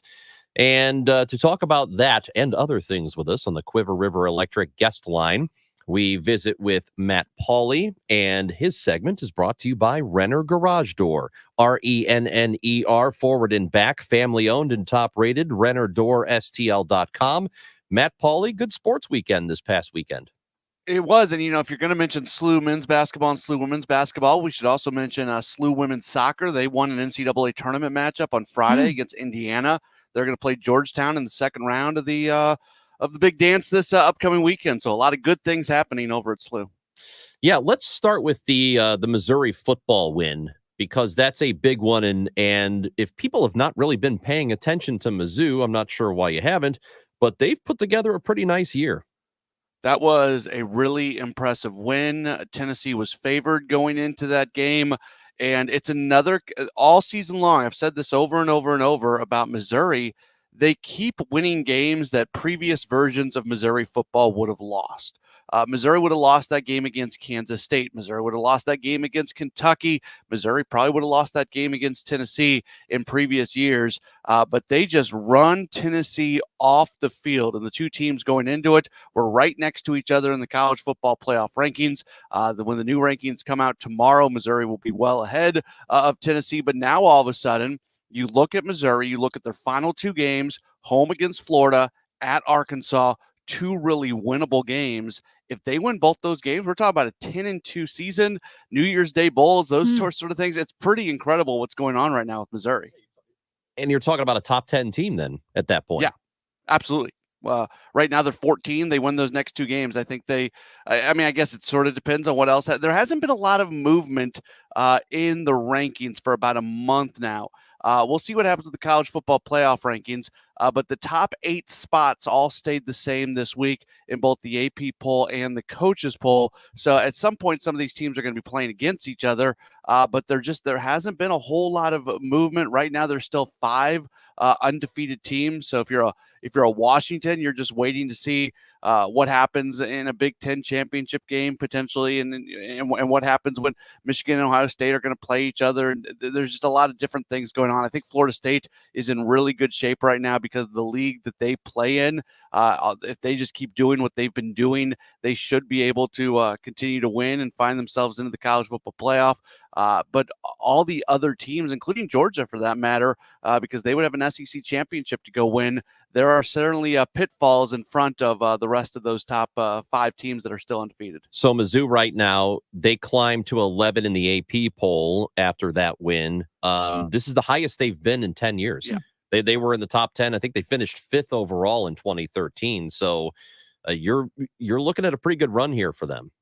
Yep. The only Louisville's in front of them, Oregon State's in front of them. Those are the teams that went up this week as well. But Missouri jumped 5 spots in the AP poll, 4 spots in the coaches poll. They're in a great shape right now, and considering the league that they play in, as they continue to put together more and more wins, you're going to see them continue to get more and more respect. Also, men's basketball over the weekend, they win on Saturday against my alma mater, Illinois State. So SLU, I know, going into the season, somewhere around 6th. I think that was the preseason projection for them in the A10. Is that about where you think they'll finish? I don't know. I know it's my job to know, but what the hell, man? Know something. And that they're probably in that spot because a lot of people think they're going to be a little bit better than that, and a lot of people think they're going to be a little bit worse than that. It still depends on they still don't have the full roster put together. They're waiting on some rulings and things like that in terms of everybody being back. They've got the pieces to be a very intriguing team, but they also have a lot of unproven pieces, or they have pieces that are moving into new roles that they haven't been in before.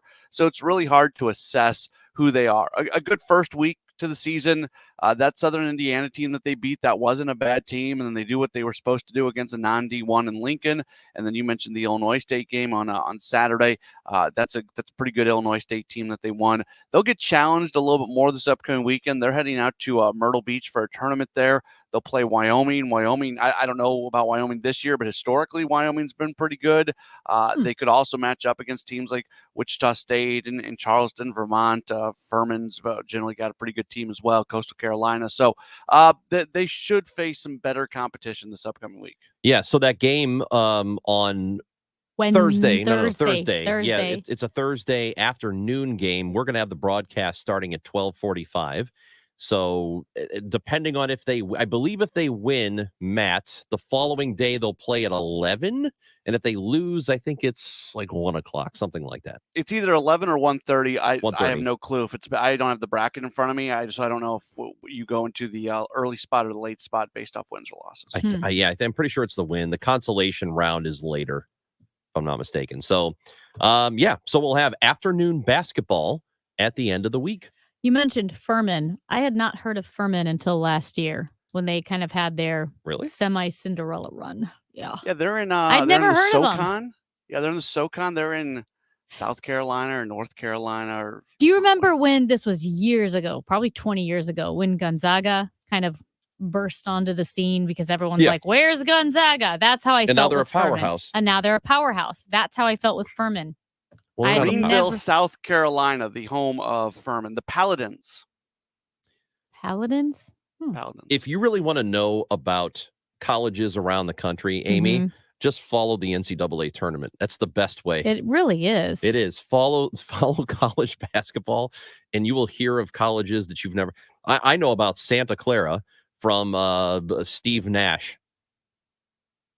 Okay. Because he was really good, and I think they played my school back in the 90s.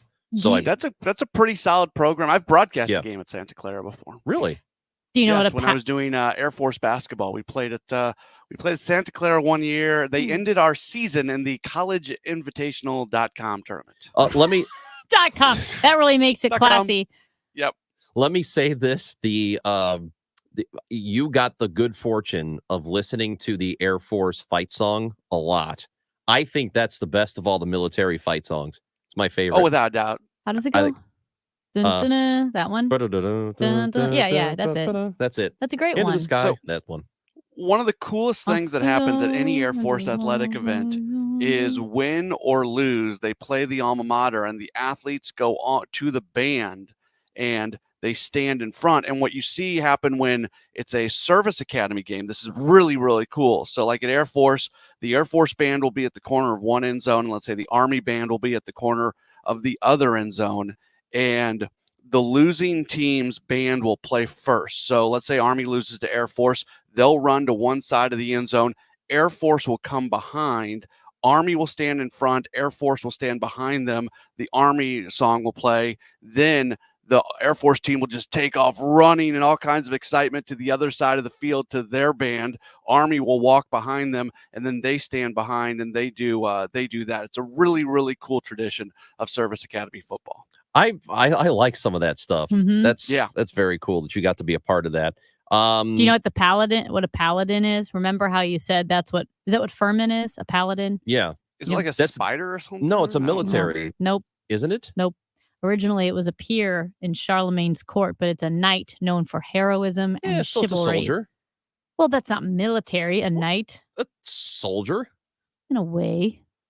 A knight's a soldier, kind of. I mean, I'm looking at a picture. He's got a shield and a sword. So Yeah, that sounds like a soldier to me, pal. You know what? Old school. I've never thought of knights as soldiers. They go into battle. What else would you call it?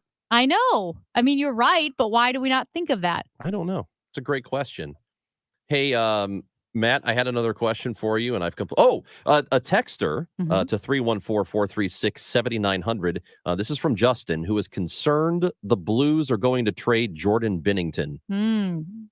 That might be a good thing.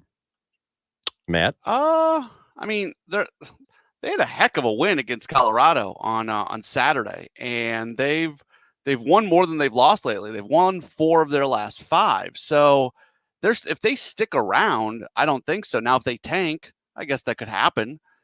They got to figure out who their goalie is going to be moving forward. If they do that, that's been Jordan Binnington is the most consistent goaltender that the Blues have had since Curtis Joseph. And I don't even think he's that consistent, but there were some good Grant Fury here's in there and Roman Turek and did some moments. And if you've got somebody that's sort of working, when you look at this organization and their history of not being able to have long-term goalies in place, I would not trade. Yeah, it's just interesting, though, because the first year and a half of Jordan Binnington's career, obviously COVID messed it up as well, but specifically that first half of a year and then the second half of the 2019-2020 season, it set a standard that he has not lived up to since that time. And that happens before. Sometimes you get goaltenders that break out. This happened in Toronto with Toronto Maple Leafs. Was it Anderson, I think? He had a great first year and a half, that rookie year leading into his sophomore year, pretty darn good. And then he just kind of petered out to a pretty good average starting goaltender. Jordan Binnington hasn't been spectacular since 2019, 2020. What's the better option? Well, I'm just saying we signed him to a massive contract. He's not the Jordan Binnington that everybody saw in 2019. He's not that. Okay. I mean, you have to give me a better option. And he has been this year, I think he's played pretty well. When they have lost games, he's been completely left out to dry. Defensively, this team is not very good. And he's the one guy who's can kind of steal you a game. So is he worth the deal that he signed? I don't know, but there's a lot of guys who sign contracts after a Stanley Cup win who aren't worth the money. That's why the Blues are in the position that they're in, because all these guys go get these Stanley Cup raises, and then COVID hits and the salary cap just stops moving. So I have no problem with how much he's making, and I think he is somebody who does more good stuff than bad stuff for the Blues. Yeah, it's just interesting. I mean, that's what happened with Chicago, right? They won the Stanley Cup. You knew they couldn't keep that team together, and they were so hampered by the gigantic contracts of Kane and Taves that the rest of the guy like Byfuglien, they had to leave, and the team fell apart. And then it takes a while to recover from that because you are burdened by heavy contracts. That's what happens after you win the cup. So I think the Blues are in a weird stage right now. Next year will be a lot more telling because a lot of stuff can come off the books after this year. Ken Hitchcock going into the Hockey Hall of Fame today. How about that? Love Ken Hitchcock. Have you heard the stories from the Dallas Stars and that 99 Stanley Cup team and how they have, their words, PTSD from playing for Ken Hitchcock in 99? There's a No, whole... I haven't. Surprised me. Yeah, I mean, literally, when you hear of a Stanley Cup winning team, you generally think great memories. These guys on that 99 team talk about being traumatized by playing for Hitch back in the day. Anyway, nobody's interested in hockey. It's the one thing I can talk about. Well, Amy... And you're looking at me like you want me to fall off a building. What? That's what you're looking at. No, me. Amy did have a very good question earlier in the office before the show started today, Matt. She wants to know why all these football coaches are named things like Jimbo and Bubba. Yeah. What is that? And Jim Bob Cooter. Why do football coaches? Jim Bob Cooter is a real person. Yes. Who is He's really been an a offensive coach. I don't know where he's at now. Colts. But He's with the Indianapolis Colts. Every time I hear a college football coach's name, I feel like Ranj is playing a joke on me and he wants me to say a bad word. So he tells me that this is the coach of this team. And then I say the name and he laughs and laughs because I said a bad word. That's what Cooter. that's what college football coach names sound like. Yeah. What's going on? Their parents know what they're going to do for a living. They're going to coach in the SEC. Like when Seinfeld goes, if you name your kid Jeeves, you pretty much know what he's going to be. And you know, none I of these... saw Seinfeld on Saturday night. Oh, How was it? Oh, yeah, with Jim Gaffigan. Yeah, it was a great show. Real quickly, by the way, I know we're running out of time. I'll tell this very quickly because you guys impacted me on Saturday night. Nice. You're always making fun of me about like me getting into confrontations and things like that, which are not true. We go to Ragazzi's. We go and it was my first time for my wife. It was the first time she'd ever gone to a restaurant on the Hill, and we get there at about 5:30. The show was at 7:30, so we're gonna park at the radio station. Want to be there by like 7:10 to walk over. At like 6:35, 6:40, after we'd ordered at 5:30, we still don't have food, and our waiter was awesome, and he keeps like going into the kitchen. They had a big like event going on or something, and that was taking up all the oven space. But we're at that point where it's like, okay, we can't eat here now if we want to make it to the show. And all I can think about is like, I have to now ask them to please box this food up. We can't eat here. And I keep thinking about you guys because I'm going to be totally nice about it. I'm not upset really at all. I'm a little bit bummed for my wife because she's never eaten at a restaurant at the Hill anymore. And now she's going to have her food microwaved later on, which is not the way you want to have that food. But I'm thinking to myself, I just don't, when I have this conversation with the waiter that we can't eat here now. We've officially run out of time. We need to get this food. We need to get into a box and we need to get out of here. That they're going to think I'm being like some sort of jerk or something. And I'm not. And I was very nice. I gave the waiter a very good tip, but I kept thinking to myself, make sure you do not come off like a jerk when you do this. We're proud of you. Good job, Matt. Nice work. See, you can do things without causing a problem. Right, you can be nice. It's very easy. And you know what? They're under new ownership. One of the owners came over and was like profusely apologized, and he didn't need to. It wasn't their I wasn't upset about it. It was an unfortunate situation, but it wasn't their fault. They had business. Good for them. But yeah, they came over. They took a little bit off our bill too, which was nice. So we didn't pay full price, and that was a good night. Good job, Matt, and good job Thank not you. carrying that food into the theater. Yeah. Oh, here's something for you Oh, too here as we well. We dropped it off in the radio station fridge, and we didn't put our name on it, so we were worried about those 2 hours of it being in there. Oh, Listen, I I wish don't- somebody would have taken it. I That do would have not been trust- That would have been the best. You want to talk It was about we thought we were safe, Saturday night at 7:00 to leave food in the radio station fridge for 2-3 hours. you That want would to have talk been the about a best. sketchy group of characters. Oh, It's these people right here. Odyssey in this building. St. Louis? Oh my gosh. You know who it is? It's all the people at Y98. 100%. You got to worry about them. Yeah, and also that Julie Tristan at 102.5. Oh, she yeah. looks nice. She's always smiling, but it's the nice ones you got to watch out for. It's probably Trish. It's Trish Gazelle. That's who it is. Hey, Matt, thank you. Thank you. It's Matt Pauley. Matt Pauley on air. Oh, Hey, what? it's not Shorty. Shorty's cool, but didn't Shorty- Shorty throw a basketball at the game? Yes, Shorty threw a basketball. There was I looked up, there was a half court, somebody trying Yeah. to make shots at the SLU game on Saturday. I looked up and it was Shorty. I go, oh, he missed. Oh, He gave it I don't know what the prize was or what the point was, but he was shooting half court shots. he would never take the food out of the fridge. No. Trish Gazelle, on the Trish other Gazelle hand. would definitely do Definitely. that. It's Chris and Amy on KMOX. Helen, are you really hosting both sides of your family for Thanksgiving this year? Yes. Am I crazy? You're not crazy, but with food prices going up as quickly as they are, you might be broke. Oh, I'm not worried about the cost. I use the Cashback app Upside, and I get cash back on everything I buy when I shop at Schnucks. Wait a minute. Are you saying you actually get real cash back just for buying groceries with the Upside app? Yes. Last year, I made a little over $200 back just from shopping at Schnucks. Wow, that's serious cash back.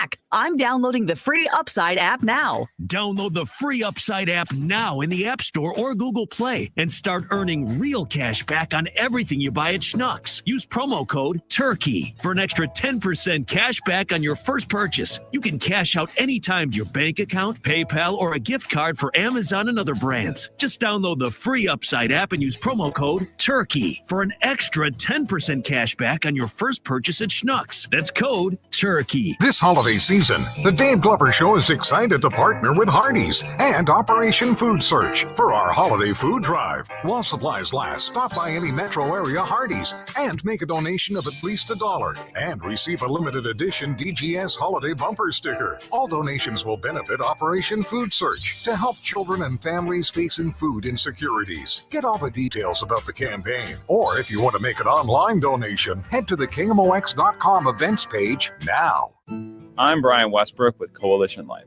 More than 11 years ago, we set out to help women right here in St. Louis. Today, Coalition Life celebrates more than 3,500 clients served and thousands of lives saved since we began this mission with you. Each one is a miracle. Over the years, day in and day out, our team has walked alongside women facing the fear and challenges of an unexpected pregnancy. Through the support of this community, we have given them hope and a path to choose life for the children they carry. Our work at Coalition Life continues, and we need your support more than ever in a post-Roe v. Wade world. Whether you join us as a volunteer, an employee, or a donor, know that you have a special impact to make for these precious children. Visit coalitionlife.com to give your vital support while reducing or completely eliminating your state taxes through Missouri's 70% tax credit.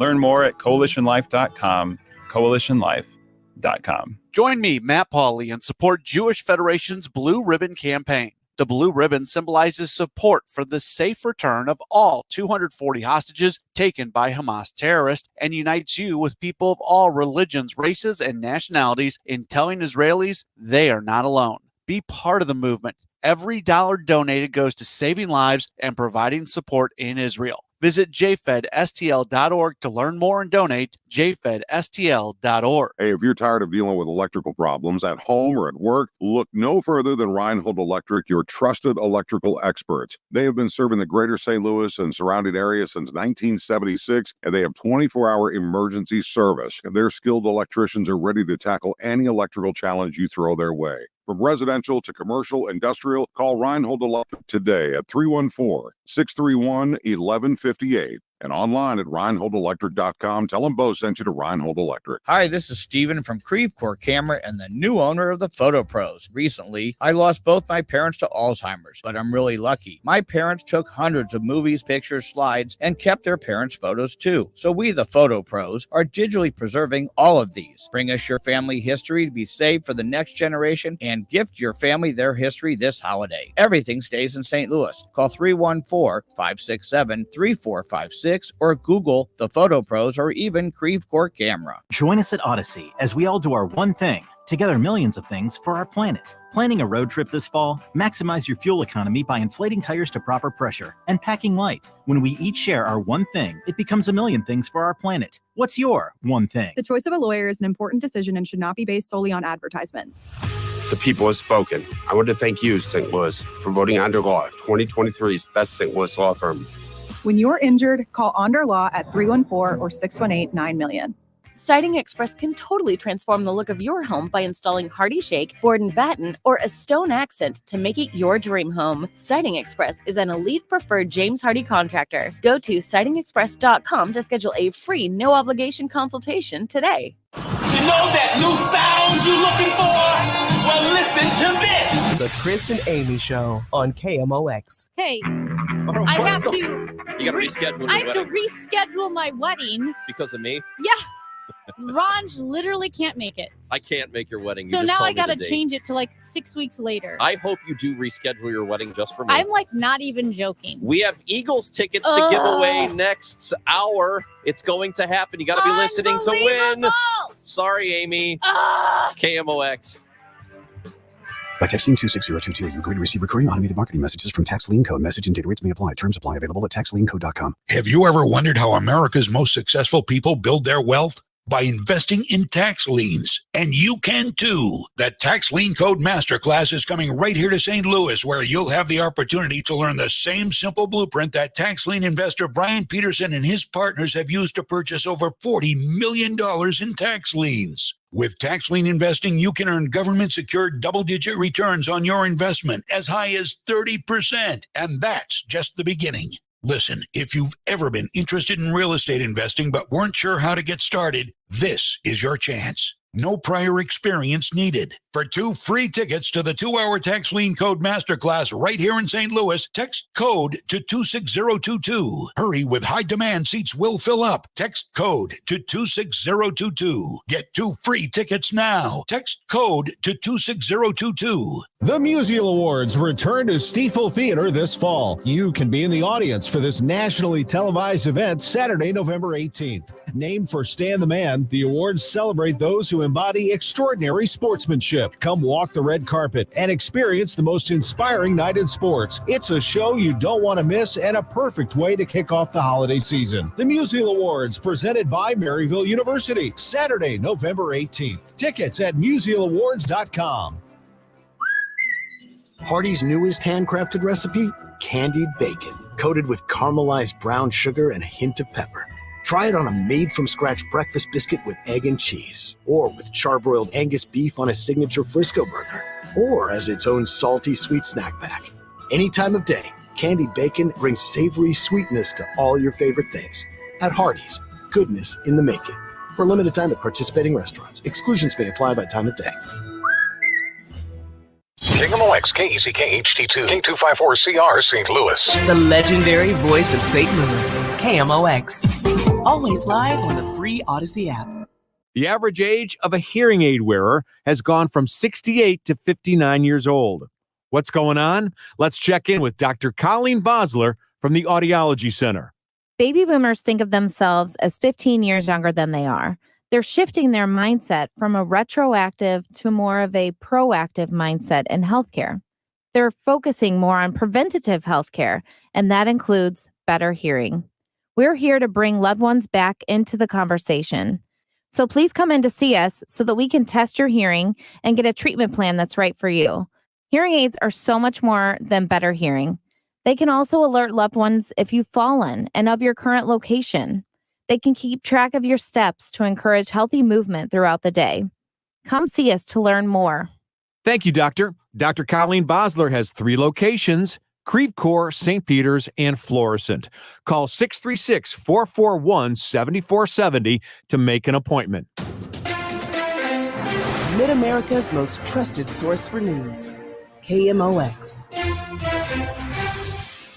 At 12:01, we have sunny skies, 65 degrees downtown at the Arch. I'm Megan Lynch. The news sponsored by Michael's Flooring Outlet, the flooring experts, michaelsflooringoutlet.com. House Speaker Mike Johnson trying to build up support for his plan to keep the government running ahead of a shutdown deadline of Friday at midnight.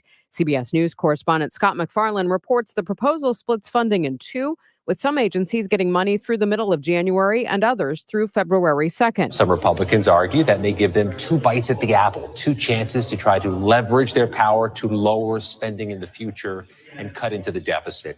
Democrats view that as more than just a quirk, though. They think it's a dangerous precedent to give Republicans 2 different chances to shut down the government and may set the tone and tenor for future standoffs. Johnson will likely need Democratic votes in order to pass his plan, which some right-wing Republicans in Congress have been criticizing on social media. Americans aren't expecting a big change in direction from inflation. CBS News business reporter Jason Brooks has more. A monthly survey from the New York Federal Reserve found that consumers largely expected inflation to remain consistent over the next 12 months, averaging 3.6%, down slightly from the September survey. After 2 years of strong job growth in the economy, layoffs in 2023 are starting to get under the skin of some consumers, with a slight gain in the number of people thinking they could lose their job over the next 12 months, although most consumers are still confident in the ability to find another job. Consumers aren't planning to pull back on spending, with household spending growth remaining at more than 5% over the next 12 months. President Biden preparing for Wednesday's meeting in California with his Chinese counterpart Xi Jinping. CBS News White House correspondent Ed O'Keefe reports Beijing hoping to get some peace of mind out of the talks. China is seeking assurances that the United States doesn't plan to, as they call it, decouple the U.S. economy from China. The president has said repeatedly that is not the plan, that the two powers must be able to coexist, but should keep talking to ensure there aren't future conflicts. The U.S. hoping to resume military communication with China. They were broken after former House Speaker Nancy Pelosi visited Taiwan last year. President Biden says he would also like to receive Chinese cooperation on climate change and fentanyl trafficking. Plans to bring Venezuelan, Haitian, and other migrants from Chicago to St. Louis being denounced by members of the St. Charles County Council. Councilman Joe Brazel is introducing a resolution opposing the plans by the nonprofit organization International Institute. He said the plan impacts more than just the city. St. Louis and St. Louis County and St. Charles County, we're one community. It's not just about St. Louis. And so it has implications, regionally implications. So we feel that if you are going to take on immigrants, then take them on legally. The resolution set to be voted on at Monday night's City Council meeting. From the KMOX Business Desk, AAA projects more than 55 million Americans will travel at least 50 miles from home for Thanksgiving. Mark Jenkins is a AAA travel analyst in Tampa. The busiest day out on the road will be Wednesday, the day before Thanksgiving, and then on Sunday as people are returning back home. The Dow from Stifel this hour up 67 points at 34,350. The S&P 500 has dipped almost 2 points at 4,413. The weather sponsored by Jerry Kelly Heating and Air Conditioning. It's going to be a nice day, sunny and mild with a high of 68. Clear to partly cloudy tonight, an overnight low of 38. And then tomorrow, another partly sunny, mild day, a high 68 degrees. Right now, 64 degrees reported in Florissant. It's 63 in St. Peter's. And sunny skies, 65 degrees downtown at the Arch. I'm Megan Lynch, KMOX News. But my lips are turning blue. Are they fast? My darling, Jerry Kelly can install a new furnace tomorrow, no matter what day tomorrow is, even if we call late at night. You are my hero. They're fast and they're good and they got it going on. JerryKelly.com. Time to rewind. It's the Chris and Amy Rewind Recap. Amy just can't let it go. So She can't let it go. upset. Like, Well- you know how hard it is to like find a date that all the important people can come to your wedding, and Raj actually has something on the day and can't make it, and That's it's right. real because it involves his cousin, and his mom Pam will be mad if he doesn't go That's to his right. cousin's wedding. Well, it's going to be more about like my aunt and uncle. I can't. I have to go. Now we have to like I have to push go. the wedding back 6 weeks. That's so awesome if you change the wedding date for me. I love that. How are you going to be I a love bridesmaid that so much. Oh. if you can't make the wedding? Good point. Well, guess you're going to have to change the wedding. Unbelievable. I love, Unbelievable. can I tell you that I love the fact that you might have to reschedule your wedding for me. It's so Do you know great. how many times I rescheduled So great. coffee for you because you're so flaky? This is not my fault. This is not your fault, but it just is so on brand for you to inconvenience other people and to make them adapt to your selfish little schedule. Ugh, Speaking of selfish, how Yep. about Congress? I don't know. Does that work? I don't know. We talked Probably, to, we talked honestly. to, yeah, actually, kind of for some of them. We talked to Scott McFarland, congressional CBS News correspondent, and we discussed the proposal by Speaker of the House Mike Johnson to keep the government open. He's going to need Democratic votes, which is exactly what happened with Kevin McCarthy. He needed Democratic votes to keep the government open September 30th, and a few days later, he didn't have a job anymore as Speaker of the House. This is different in a couple of different ways. First of all, it's got a weird quirk to it. What the new speaker has done is broken this into two different pieces. He would fund 1/3 of the federal government through January and fund the other 2/3, including the Pentagon, through a month later. So yeah, it's wild just taking a step back and looking at it from several thousand feet that we're doing this again.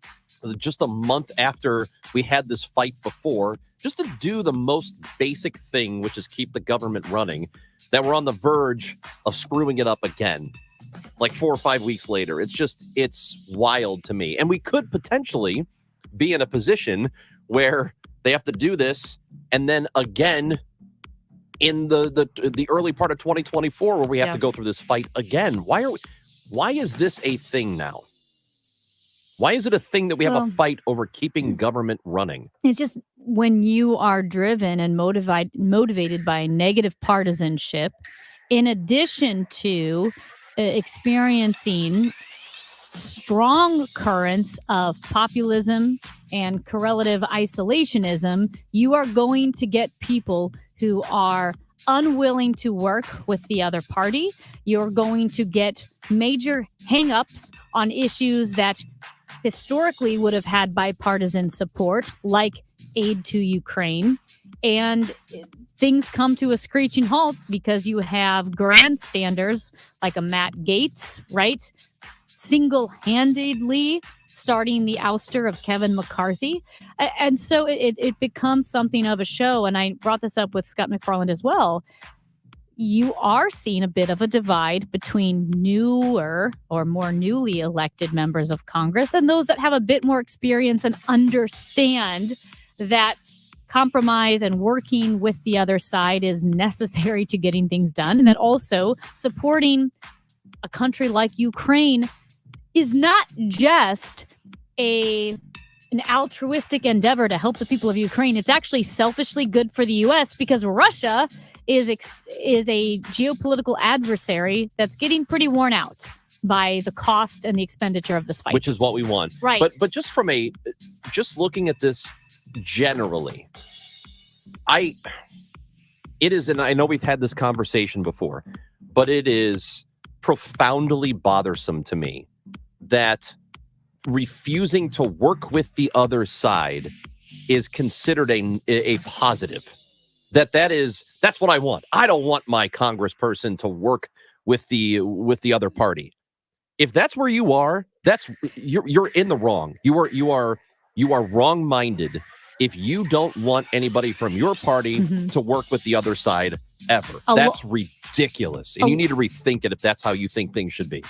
And along those lines, we didn't get to this audio yet, and I think we maybe get to it now, honestly. The message that Trump put out there on Truth Social, and then the Ronna McDaniel, GOP spokesperson, would not, or head of the GOP, would not condemn the language used by Trump. And that is, his language that he uses here is not only refusing to work with the other side, it's saying we are going to root them out and get rid of them. And calling them vermin. Yeah.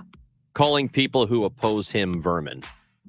That's not how we're supposed to talk to one another. And this is Ronna McDaniel, her response to it. He says, quote, in honor of our great veterans on Veterans Day, we pledge to you that we will root out the communists, Marxists, fascists, and radical left thugs that live like vermin within the confines of our country, lie, steal, and cheat on elections, and will do anything possible, whether legally or illegally, to destroy America. Are you comfortable with this language coming from the GOP frontrunner? Again, I am not going to comment on candidates and their campaign messaging. I will say this. I know President Trump supports the veterans. Our whole party supports our veterans. And I do think we're at a very serious moment in our country. Let me, can I go ahead and translate for you? Sure. She's saying, yeah, that was pretty bad, but I can't say that right now. Or, I can't admit that was bad. Or she doesn't disagree with it. I'm not sure that she disagrees with it. Right. I mean, we are seeing multiple tests of moral clarity here. We are presented with moral tests almost on a daily basis, at least on a weekly or monthly basis. And these should not be difficult questions to say, yeah, that language is unacceptable. Well, and when you make the argument, when anybody makes the argument that Donald Trump is not Hitler, I mean, he's not. But he's using Hitler language. Well, he's obsessed with dictators like Kim Jong-un and Xi loyalty. Jinping. See, Yeah. that should bother everybody. Even if you are a fan of his, it should bother you that his number one requirement from anybody who works for him is loyalty. That's not how democracy works. That's how a dictatorship works. That's how fascism works. That is not how democracy works. And listen, in fact, there are and have been good presidents in the past who have purposely appointed people to work for them who disagree with them so that there can be some opposing ideas. What was the Lincoln? What did he call it? I forgot there was a phrase that he used, the term he used, like a round table of something. I can't remember off the top, but you know what I'm talking about, though. Well, it was very famous because he wanted to make sure that people in his cabinet weren't all like-minded with him, so that there were opposing viewpoints. Yes, and our country is predicated on discussion and argument and debate. And listen, there are radical politicians. I'll use that word. Our very own Cori Bush, I think, has a lot of radical ideologies that do not represent not only America, but even the Democratic Party. And guess what?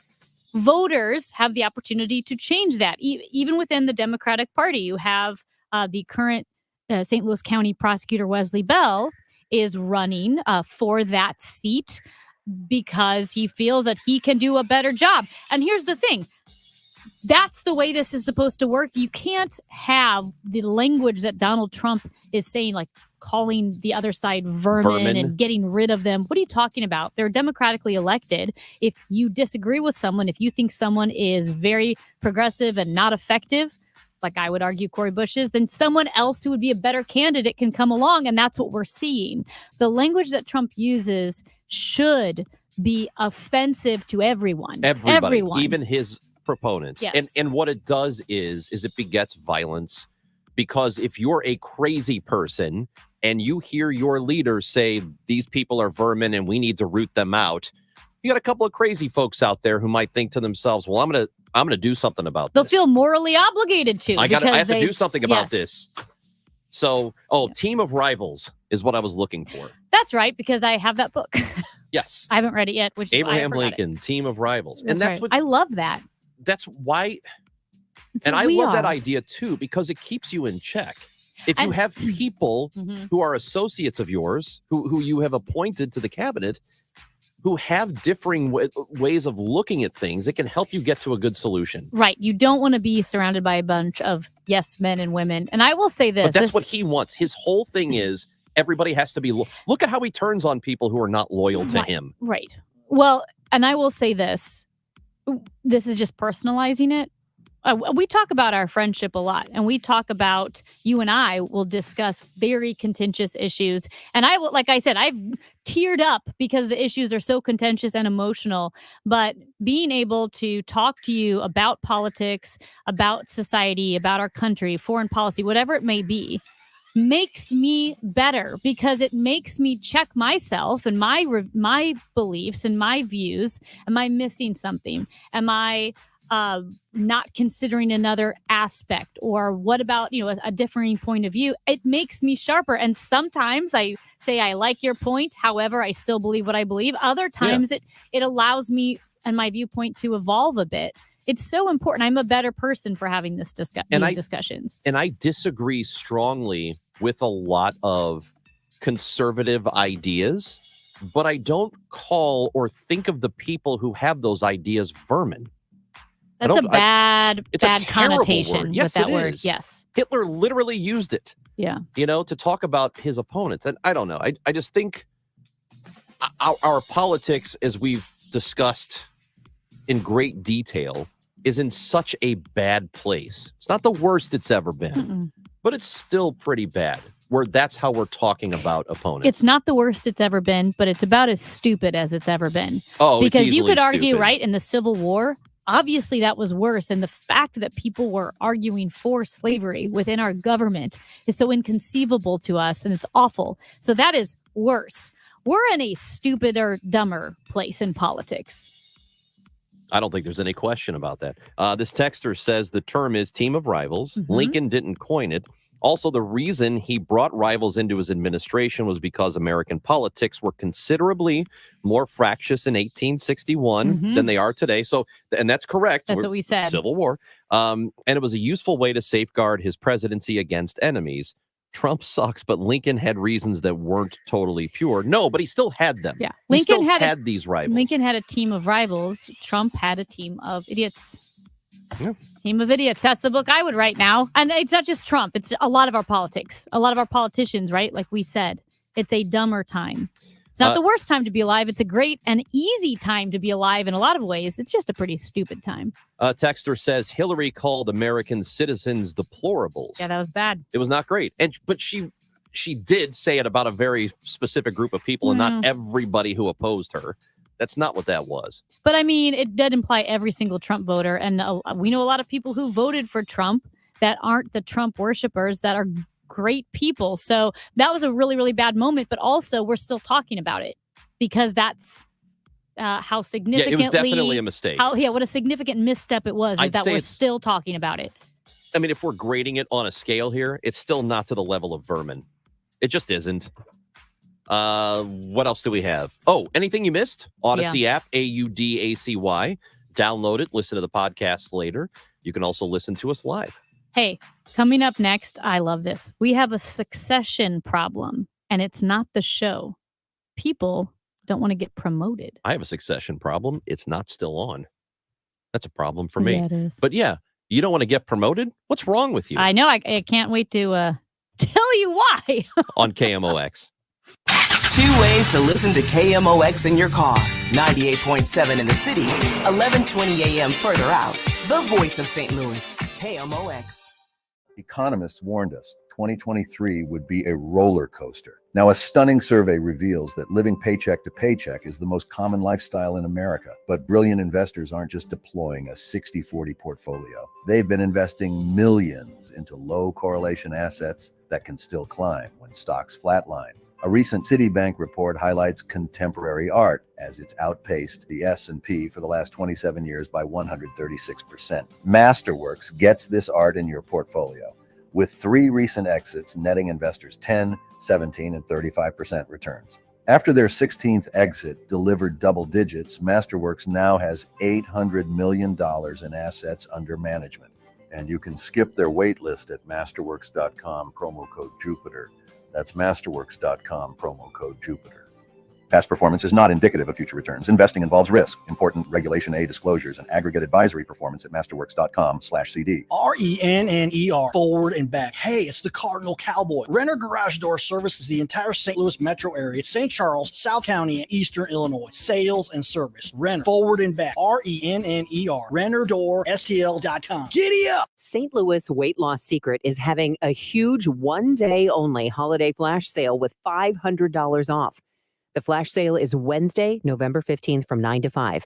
This is Debbie Monterey. Mark your calendar for this one-day only huge event to take advantage of the lowest prices of the year on the amazing St. Louis Weight Loss Secret program. They know the secret to losing up to 1 pound of fat every day with no exercising, no prepackaged meals, no counting points or calories, no HCG, no drugs, no injections, and no surgery. On Wednesday, November 15th, go to moweightloss.com and sign up. Start losing those unwanted pounds either before, during, or after the holidays. No more losing weight and gaining it back. They will teach you how to keep the weight off for good. I've lost 40 pounds with St. Louis Weight Loss Secret. You can lose the weight too. Remember the huge flash sale with $500 off November 15th. moweightloss.com. Okay, so you filed your taxes this year, but you know you have past IRS issues. And now the IRS letters are coming.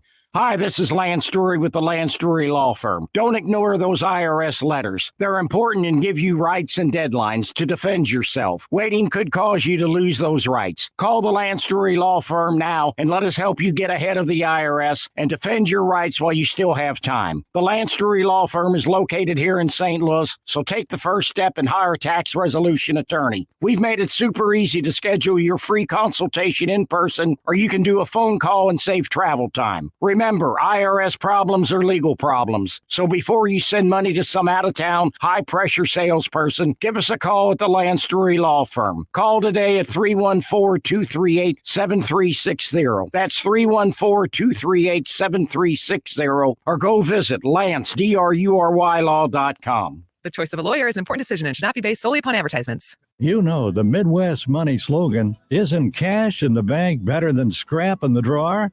This is Johnny Rabbit. Midwest Money, the oldest coin shop in St. Louis. Buying, selling, and trading since 1971. Silver and gold, coins, sterling silver, flags, medals, daggers, and more. Not sure what you have? Bring your collectibles to someone you can trust. Midwest Money at the corner of Hampton and Holly Hills. You'll be happy you did. KMOX, the 2023 Large Market Radio Station of the Year, recognized by the Missouri Broadcasters Association. KMOX, we were built for this.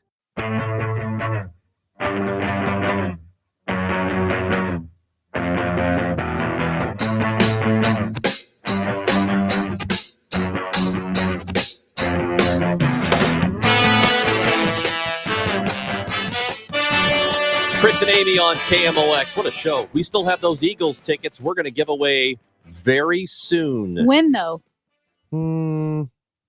Soon. Okay. New research shows that individual contributors at work, I guess that's what we are, I don't know, they don't want to be a manager because they want more free time. Oh, okay. Yeah. So this is an era when employees are starting to draw a line, right, between their jobs and their personal lives. More and more people are reluctant to orient their lives around their careers. They want to be able to clock out and go home. And that's why they don't want promotions, because once you get promoted, you have more problems. So that means you have more responsibilities, more to do. So here are the reasons, right? Yeah. So, and they keep calling them individual contributors, which That's a weird term. It's a really weird term. It says individual contributors don't want to become people managers. 91% of individual contributors cite some sort of barrier, like increased expectations or increased stress. For instance, 40% of people who responded said they don't want to become people managers because of increased stress and pressure. 39% said because of the prospect of working longer or more hours. 37% said they're happy with their current role and don't want it to change. 30% said lack of interest in leadership responsibilities. 28% said there are personal commitments and interests outside of work that they want to prioritize. Yeah. And so forth and so on. And again, they're using the phrase individual contributors versus people managers, because let's say you're in your role and then you get elevated or a promotion. That doesn't necessarily mean you'll be managing more people. That's not who they're talking to. They are talking specifically to workers who are not managing people, who would have the opportunity or the responsibility to manage others. I had that in a retail shop once. I was just a sales assistant or sales associate, and my boss asked if I wanted to manage the store. And I said, absolutely not. I don't want to deal with that. I mean, it wasn't my career, right? I was working at on the sales floor, but I didn't want to manage. Well, how much more was the pay would the increase have been? Because I'm a little surprised in looking through the results of this poll that one of the, I guess, not even in the top 10 of reasons people would not want to do a management position or hold one is because the pay isn't that much. Because there are some promotions, in fact, a lot of promotions in corporate America, where you get the title and you get more responsibility for not a whole lot more money. Right. So why would you want to do that? It may not be worth it to do that. But that's not even one of the top responses. No, an employee's top ambitions as well. And I believe they talked to 1,000 people in this study. Number one, an employee's top ambition, 67% said their number one ambition was spending time with family and friends. 64% said being physically and mentally healthy. 58% said traveling. Number four was getting a raise, 54%. Yeah. That, to me, that would make a whole lot of sense. Because if I'm going to manage people and you have to take on personalities and you have to deal with everybody's issues that they come to you with, I'm going to want a considerable amount of money more than what I'm getting. So what do you think of this? The deprioritization of work, as reflected in this data. When asked how motivated they are to be successful at their current organization, 63% of respondents said they care about doing well but won't compromise work-life balance. Only 4% said I do the least possible to get by. And 33% said I'm a high achiever and will do whatever it takes to achieve my goals. That 2/3 about makes a lot of sense to me, because I think people are smarter and realize that companies aren't necessarily loyal to you. So they think, why should I be loyal and go out of my way for this company if they would drop me in a heartbeat? And that sentiment I totally get. It's Chris and Amy here on KMOX. Talby Roach with Bi-State Development. CEO is next on KMOX. Hey guys, it's Dave from the Dave Glover Show, 1 p.m. to 5 p.m. weekdays on KMOX. Let me do a promo that no one's ever done in the history of radio. I talk 4 hours a day, 5 days a week. It's impossible to do without saying a lot of really, really stupid stuff. So if you would like to see someone just melt down about once a week, tune in. It can happen anytime between 1 and 5. Usually happens in the 2 o'clock hour. I'm not sure why. 1 p.m. to 5 p.m. on KMOX weekdays. It's the DGS. Men, suffering from erectile dysfunction or PE? Frustrated taking pills that don't work? Here's a message from Paramount Men's Medical Center. I'm Dr. Simovitz. Paramount Men's Medical Center offers breakthrough treatments with men lasting longer than ever without pain or surgery. Call now. Your consultation and first treatment are free. You'll see instant results right in the office. Call Paramount Men's Medical Center now. 314-720-8081. That's 314-720-8081. Too many businesses sell for far less than they should. Clayton Capital Partners is one of the nation's top independent investment banking firms for the middle market, representing clients nationwide in multiple industries. Our process is designed to uncover and make the most of your company's competitive advantage. Create a sales strategy that highlights your company's value to potential buyers and identify outrageous buyers who will pay a premium for your business. All owners will exit their business. Make sure it is on your terms. ClaytonCapitalPartners.com. Hey, this is Debbie Monterey. You are not alone if when you hear those ads or see those signs saying we will buy your home for cash, that you're just a few short minutes away from a real lowball offer, right? Well, I was talking to Gloria about that. Gloria Liu with Your Home Sold Guaranteed Realty. And here's what she told me. It's crucial that you know the truth about these cash offer companies because you spend years earning equity in your home and then you decide to sell. A cash investment company buys your home for 15% below market value, puts a little TLC into it, then sells it for 10% above its original true market value. But here's what I can tell you. Gloria Liu is different. She has multiple cash buyers who bid against each other, giving you the highest cash offers to choose from with zero hassles, no showings, and close quickly. So learn more about getting multiple cash offers today. Call Gloria Liu at 314-325-6888 or online at gloriahasthebuyers.com. Gloria and seller must agree on price and possession date. At 12:30, we have sunny skies, 65 degrees downtown at the Arch. I'm Megan Lynch. Israeli forces battling Hamas militants in Gaza City. The largest hospital there no longer functioning. Lieutenant Colonel Jonathan Conricus, a spokesman for Israel Defense Forces, says Hamas has turned its back on the hospitals in Gaza and could provide the fuel needed for generators. They want this outrage because this is their plan and they have absolutely no regard for Palestinian life. Israel says Hamas runs a command center under Al-Shifa Hospital and told administrators to evacuate more than 2 weeks ago.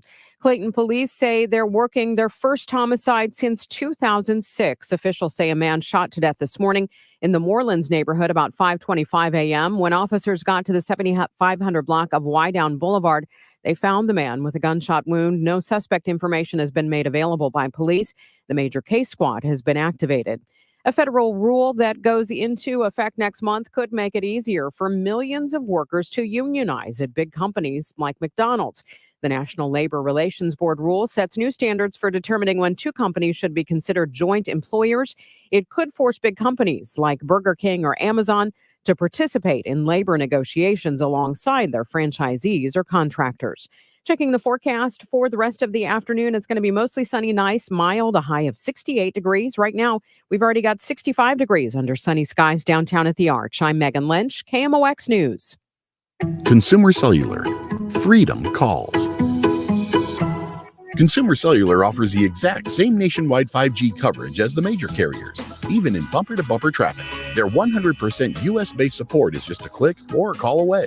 Visit your local retail store in St. Louis to switch today. Refresh, restore, and protect your investment. Call Zero Res to clean your business the right way so that your floors and surfaces stay cleaner longer without the harmful chemicals the other guys use. Call 314-474-2020 or log on to ZeroResSTL.com. Broadcasting from the Underlying Tree Lawyers. GetJim.com studios. KMOX. With Hardee's Double Deals, get a double cheeseburger or bacon double cheeseburger starting at just $2.99. That's double the Hardee goodness with 2 charbroiled patties and cheese. Or double the Hardee goodness with 2 charbroiled patties and cheese and bacon. Both starting at only $2.99. Hardee's, goodness in the making. These items only. Price and participation may vary. Tax not included. Visit restaurant or app for details. This is an important notice to consumers facing $10,000 or more in credit card debt, medical bills, or other unsecured debt. You may not be required to pay it all back because there are special programs now in effect that will significantly reduce the amount you will owe if you qualify.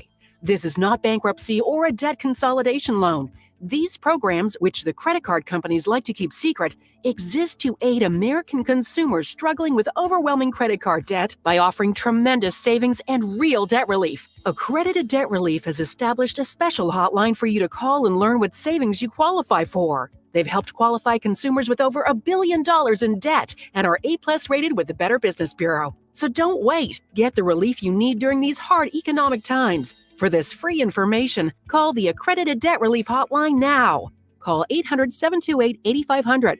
800-728-8500. That's 800-728-8500. Chiefs quarterback Patrick Mahomes talks football, family, and more. Monday nights during Sports Open Line. Only on America's Sports Voice. KMOX.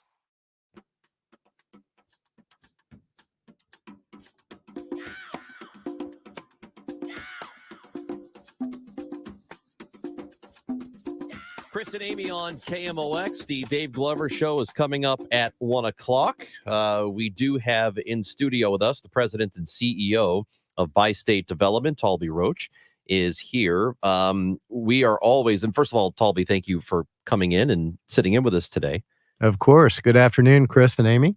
We are always interested in, well, I guess every little bit of anything that helps the city of St. Louis move forward in any capacity, because it feels like there isn't enough that goes on. I know that right now there's a deadlock over funding with Bi-State Development. Tell us where we stand right now and what you're looking for. Sure. So, look, I wouldn't describe it as a deadlock because we deal with the public money and stewards of the public money every single day at Bi-State. So every once in a while, it's true that when I go to any one of our three funding folks, including St. Clair County, the city of St. Louis, and St. Louis County, they may ask for some extra information. They may ask for, in this case, a committee of the whole meeting, which was asked for by several of our council members. And look, we're all in on that. If you want some extra questions, any kind of extra scrutiny on over what we do, look, we're dealing with the public money and a public asset. That means we need to be open and accountable. And so it's adding a little bit of time, but I feel good about the upcoming vote. And I think we will pass and we'll be just fine. When you talk about the upcoming vote and the funding, specifically, what are you asking and where are those funds going to go? Sure. So in this case, it's an appropriation, which is based on hours of ridership across the different jurisdictions. In this case, for St. Louis County, it's an appropriation of $128 million, and that supports transit all across the county, including, Metrolink, Metrobus, and paratransit. So a variety of different modes. And so that is their normal appropriation. However, even this year, they're getting a slight discount because of some residual COVID money, which they now get credited. But that's all part of our openness and accountability and being consistent and being sure that our budgets are consistent and that our growth level is in line with what our revenues are. One of the questions I think people grapple with, and we have too on this show, is what makes a city, a metropolitan area, appealing to outsiders. One of the things is public transportation. Mm-hmm. Is there a good enough system for that? But also, how much more should we expand if we just don't have the population? It's sort of a which comes first idea. In your opinion, mm-hmm. which does come first or should come first? Well, there's no question. Look, we've had successful Metrolink in town since 1997. So 30 years roughly of successful light rail in the city of St. Louis. Now, just like our city has changed radically since the 90s, my gosh, just from the 2000s, or my favorite decade, the 80s, we're seeing different things. And what we should do is have the courage to look at our city in a new way. And certainly we need to do that as far as transit is concerned. So within however we want to expand the system, think of how our city and the economy around it is changing. Obviously, the work from home principle is going to change radically how people work, play, do everything around their city. So we should be thinking about how are we changing the transit system to address that. Was there a delay in getting the budget proposal to the St. Louis County Council? That vote was split along party lines 3-3, so that budget for Bi-State is deadlocked. Councilman Mark Harder was one of the Republicans who voted against the Bi-State budget, and he cited that the budget proposal was not presented to the council in June, back when it normally would be. Was there a delay in that? So in all of our appropriators, we generally go through the county executive's office, or in the case of the city, we go through the mayor's office, and in St. Clair County, we go through the county executive, Mark Kern. So we start there, and then we make our way down the daisy chain, so to speak, of getting through the appropriation cycle. So it took a little bit longer this year. That's not unusual. Sometimes we may see a slight delay in St. Clair County. Sometimes we've seen it in the county. And this year we were a little bit slower, but I got to wait for the thumbs up before I move concurrently through. But we're going to be rigorous. We answer questions. I know Councilman Harder very, very well. Talk to him all the time on the phone. As a matter of fact, I believe I'm going to get his vote because he asked for a couple concessions, some upgrades, and I'm very confident I'm going to get it. Because what we need to do, just like our region, is we can't get stuck in what we used to be. Listen to what the public is asking for. These are representatives of the public, and they want better service, and they want to see a continuity service. What are we paying for? I need to be able to answer those questions, and I'm confident that I can. And that is if every once in a while we have some negotiation to do, we're going to do it. Talby Roach with Bi-State Development is in studio with us, and we were talking off the air right before the segment about security. It seems to be when we talk about MetroLink, especially in this town, the number one thing anybody talks about is whether or not it's safe to ride and whether or not security is stepping up, because we've heard over the years that there have been efforts to do that. Is there anything tangible that's happening now in terms of security? Yeah, you're right. And unfortunately, the dumb guy brings a picture to a radio interview, which I showed Looking off. at it right now. Yeah, very good to Chris and Amy. One of my favorite pictures, and if I could ask the listeners to envision this, it's a picture in front of our real-time camera center, thousands of camera views, which we have added to MetroLink to enhance security look, these aren't complicated issues. They're simple issues using off-the-shelf technology. But what's really key about that picture is it shows multiple uniforms. It shows uniforms from St. Louis County, from the city of St. Louis, from our own security, working together. Look, that's something that folks said in our city we weren't going to be able to accomplish. We had some problems with relationships 5 years ago. We have fixed those. We have professional security working, making our system safer, having these great law enforcement professionals from the county, from the city, and St. Clair County working together. I have, obviously, picture for evidence to show you two today. But what I want to do is dedicate ourselves to that. Look, these are folks who care about our community. They want to make it work.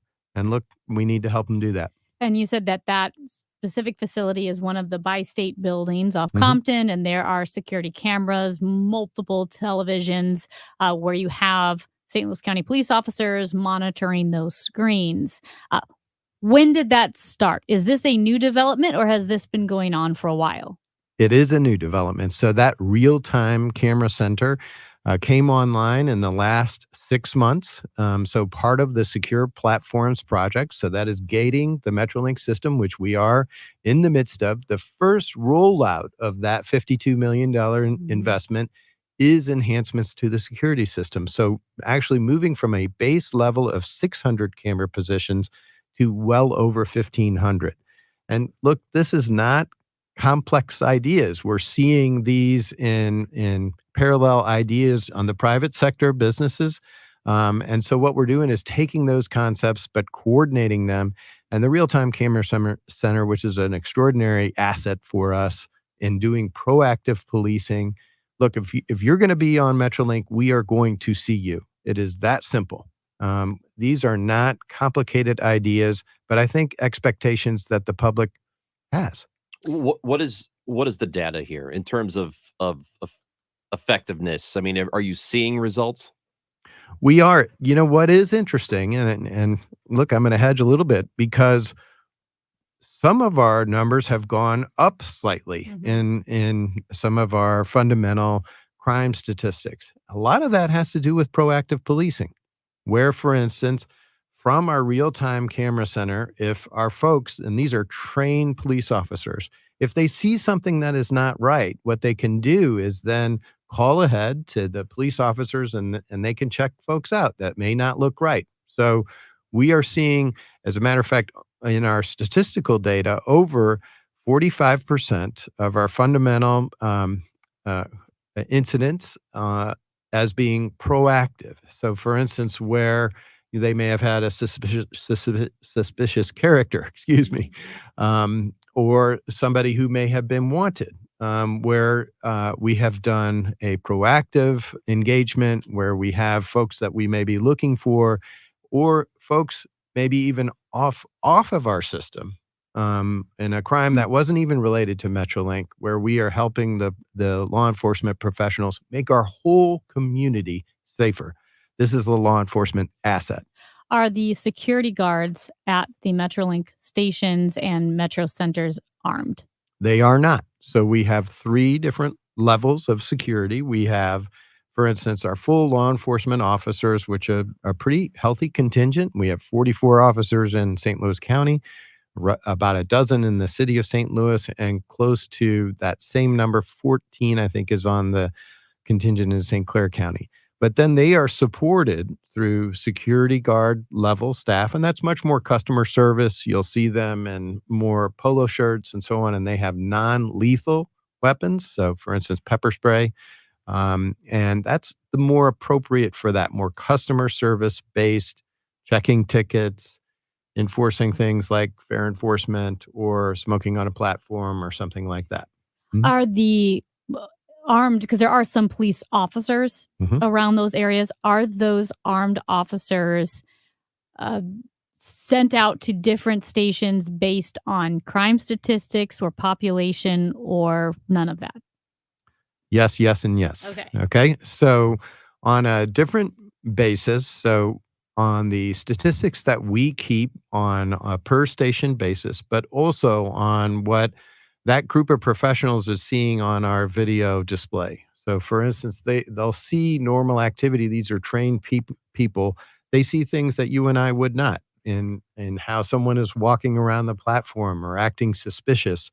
They're trained in those areas. And so one thing that we have seen is we actually have been pairing up our full police officers with our security guards, okay, so that it is a blended patrol, so that they can work on and escalate if that's necessary. If for instance, a full officer is needed, in a situation where they're trained to go to that level. Is there any discussion about turnstiles? Yes, we're absolutely putting a gating system in. That's the $52 million secure platform plan. Although it's more than turnstiles. This is a fully gated system. You would have to, very, very difficult. You could not very easily jump over them. And that's going in every single station. And extraordinary, I'd like to note that we have gotten over $10 million of private sector funding in this project. So the community is asking for it. And so we're moving forward on that project. How soon do you expect that to be finished? So that'll be finished really in the next 20 months. Okay. We are actually putting 4 stations out on a beta test in Illinois, and they will be first online. Any update on Call a Ride? Because I know some of that funding was cut, and that's really important for seniors and those with disabilities. Call a Ride is absolutely critical. So, for instance, this is the disabled community, and for instance, we have over 5,000 rides a week. And look, it's been tough right now. It's mostly because we have difficulties in this labor environment. We're short of employees, but we have been digging out of that. I just had a hiring event where we had over 80 applicants. We have an extraordinary $5,000 bonus right now for those frontline operators. And so we've had to reduce service because of that labor crisis. I wish we hadn't, but as we're able to regain these employees, we should be returning some of that service out on the street and do better. So if there are people listening who are thinking of a career, they're thinking of a job, what do they do? metrostlouis.org. We have great jobs out there. Again, a $5,000 bonus. We have a job fair that we just had one in the Illinois area at our facility on Saturday. I think our next one will be the second Saturday of next month. And we're happy to get that out. But we have fabulous jobs, and we're pushing every event that we can. metrostlouis.org. Got it. Talby Roach, thanks for coming in. Chris, Amy, thank you. Always a pleasure. Talby Roach, President and CEO, the Bi-State Development, with us in studio. And guess what? We've got tickets to give away to see the Eagles February 6th. Let's do that right now. We're looking for caller number 18, 314-436-7900. You get to go see Don Henley and those people, the Eagles, if you win. Caller number 18 here on KMOX. Well, I know the news cycle moves quickly. It's easy for us to move from one news story to the next, but the conflict in Israel, as Israel battles the terrorist organization Hamas, is continuing. And there are still 240 hostages who have been taken by Hamas terrorists. You can join me in showing your solidarity for Israel and the support to get those hostages home. Support the Jewish Federation STL's Blue Ribbon campaign. If you ever see the video of us broadcasting the show live on YouTube or on Facebook, you'll see that I'm wearing my blue ribbon for the Jewish Federation and to promote unity, solidarity, support for Israel, and bringing those hostages home. Every dollar donated at jfedstl.org will go to saving lives and providing support in Israel, and to let them know, let the Israeli people know that they are not alone, to let the Jewish community in St. Louis know that they are not alone. We need to show terrorists that we are not afraid, that we stand with Israel and demand the safe return of the hostages. So join me with the Blue Ribbon campaign for the Jewish Federation St. Louis at jfedstl.org, jfedstl.org.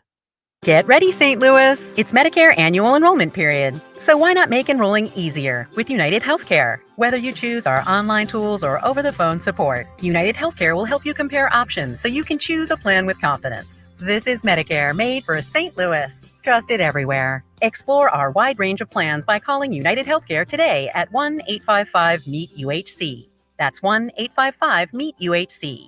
Annual enrollment begins October 15th and ends December 7th, so call today. Hey friends, it's Matt for Brew Pub Pizza. You know, these days are filled with uncertainty. The ups, the downs, the questions that don't seem to have answers. Well, one thing, however, that remains consistent is the deliciousness of a Brew Pub Lazza Mazza Pizza. The award-winning mozzarella cheese, the thin, crispy crust, complemented by just the right amount of flavorful sauce and high-quality ingredients. Brew Pub pizzas are the personification of pizza perfection. So stop by your local grocery store, hit up the frozen pizza section, and snag a Brew Pub Lazza Mazza Pizza for dinner today. This holiday season, the Dave Glover Show is excited to partner with Hardee's and Operation Food Search for our holiday food drive. While supplies last, stop by any metro area Hardee's and make a donation of at least $1 and receive a limited edition DGS holiday bumper sticker. All donations will benefit Operation Food Search to help children and families facing food insecurities. Get all the details about the campaign, or if you want to make an online donation, head to the KMOX.com events page now. The choice of a lawyer is an important decision and should not be based solely on advertisements. The vote is in. STL Today has certified the result. Onderlaw has been voted 2023's best law firm in St. Louis. When you're injured, call Onder Law at 314 or 618-9000000. Feels good to be home. Our local Ashley store has the biggest and best Black Friday furniture and mattress deals going on right now. Literally everything is on sale throughout the store, including up to 75% off designer-picked holiday hot buys. Plus, you can shop confidently because Ashley's price match guarantee ensures you'll get the best price. So if you're looking for trend-forward styles at unbelievable Black Friday prices, shop your local Ashley store today, only at Ashley. Learn to make money 5 ways with rental real estate. Double your money with apartments and get your map to financial freedom. And that map starts with a free workshop. Sign up now at lifestylesunlimited.com. Click on the Join Free Workshop tab and attend online or in person. That's lifestylesunlimited.com. Lifestylesunlimited.com. Again, that's lifestylesunlimited.com. Limited seating, unlimited potential. Medicare open enrollment starts October 15th and ends December 7th. Missouri SHIP, the State Health Insurance Assistance Program, is your trusted Medicare resource in Missouri. They're not an insurance company, and they don't sell anything. Counselors help you compare and enroll in plans. Check if you qualify to lower your medical costs and more. Call 1-800-390-3330. MoShip, assisting Missourians with Medicare since 1993. Funding provided by Missouri Department of Commerce and Insurance through ACO. The Musial Awards return to Stiefel Theater Saturday, November 18th. You can be in the audience for this nationally televised event. It's the feel-good night of the year, a show you don't want to miss. Tickets at musialawards.com. St. Louis, this is your show. The show. It's the Chris and Amy Show on KMOX. This is not not the song I requested. No, you don't say request when you sing like a Hotel doofus. California. I sing like a what? Congratulations to Doofus. Congratulations to Julia from Ladue, who won our first pair of Eagles tickets. So Julia will get to see the Eagles February 6th at Enterprise Center. Tickets are, I'm assuming, on sale now. Go get them. That's fun. But and we have 4 more pairs of tickets to give away this week. Every single day this week, a pair of tickets to see the Eagles. So is Vince Gill going to be there? Well, he's in the band. He's in the band. Yeah. That's awesome. I thought he was just hanging out like John Stamos does with the Beach Boys. Well, no, so did he? Here's what I don't know. Did he join after Glenn Fry died? Is that what happened? I think it was before. His son Deacon took Glenn Fry's spot. Okay. So I think Vince Gill was there before Okay. Glenn Fry died. Because John Stamos is not officially in the Beach Boys, but he tours with them. Or is he? What are you talking about? I'm just saying. Ouch. Did you just hit the mic? Or are you John okay? Stamos plays with the Beach Boys, but Vince Gill is now in the Eagles. Vince Gill is Amy Grant's husband. I love Amy Grant. We know. Did you know that John Stamos lost his? Well, she didn't die. Tony Danza took John Stamos's girlfriend. What? So John Stamos has a book, and apparently he showed up one day, and there were 4 feet in the bed, and 2 of them belonged to Tony Danza. God. That's what he said. He said it on an interview, Oh, that's awful. and that was Tony Danza, and he lost was his it? girlfriend to Tony Danza. All right, maybe Dave knows this one. Was it George Harrison's wife that ended up with like Eric Clapton or something? Oh my gosh! This is Patty the Boyd. Oh my gosh! Patty Boyd, who yes. the song Layla was written about. Yeah, yeah. No, how And did it was you? Eric Clapton, right? You talk about late to the Yeah. party. Well, she left Harrison for Clapton, I think. Yes. And initially, it was kind of like an open relationship, and George Harrison said, "I can't do this." Okay. And so then he was like, "I can't." But Eric Clapton was sitting on a hill with George Harrison at sunrise when George Harrison wrote in one go, "Here Comes the Sun." Eric Clapton watched him write it. That's wild. And then he said some racist stuff on stage. Eric Clapton did. Oh yeah. You don't know about that? You told me about It's it. not great. Yikes. It's like directly not good. Wow. All right. Anything you missed on the Odyssey app, AUDACY, download it, get it, baby. KMOX.com as well. We will be back with you tomorrow, 10 o'clock. Chris and Amy on KMOX. I'm Brian Westbrook with Coalition Life. While we celebrate the reversal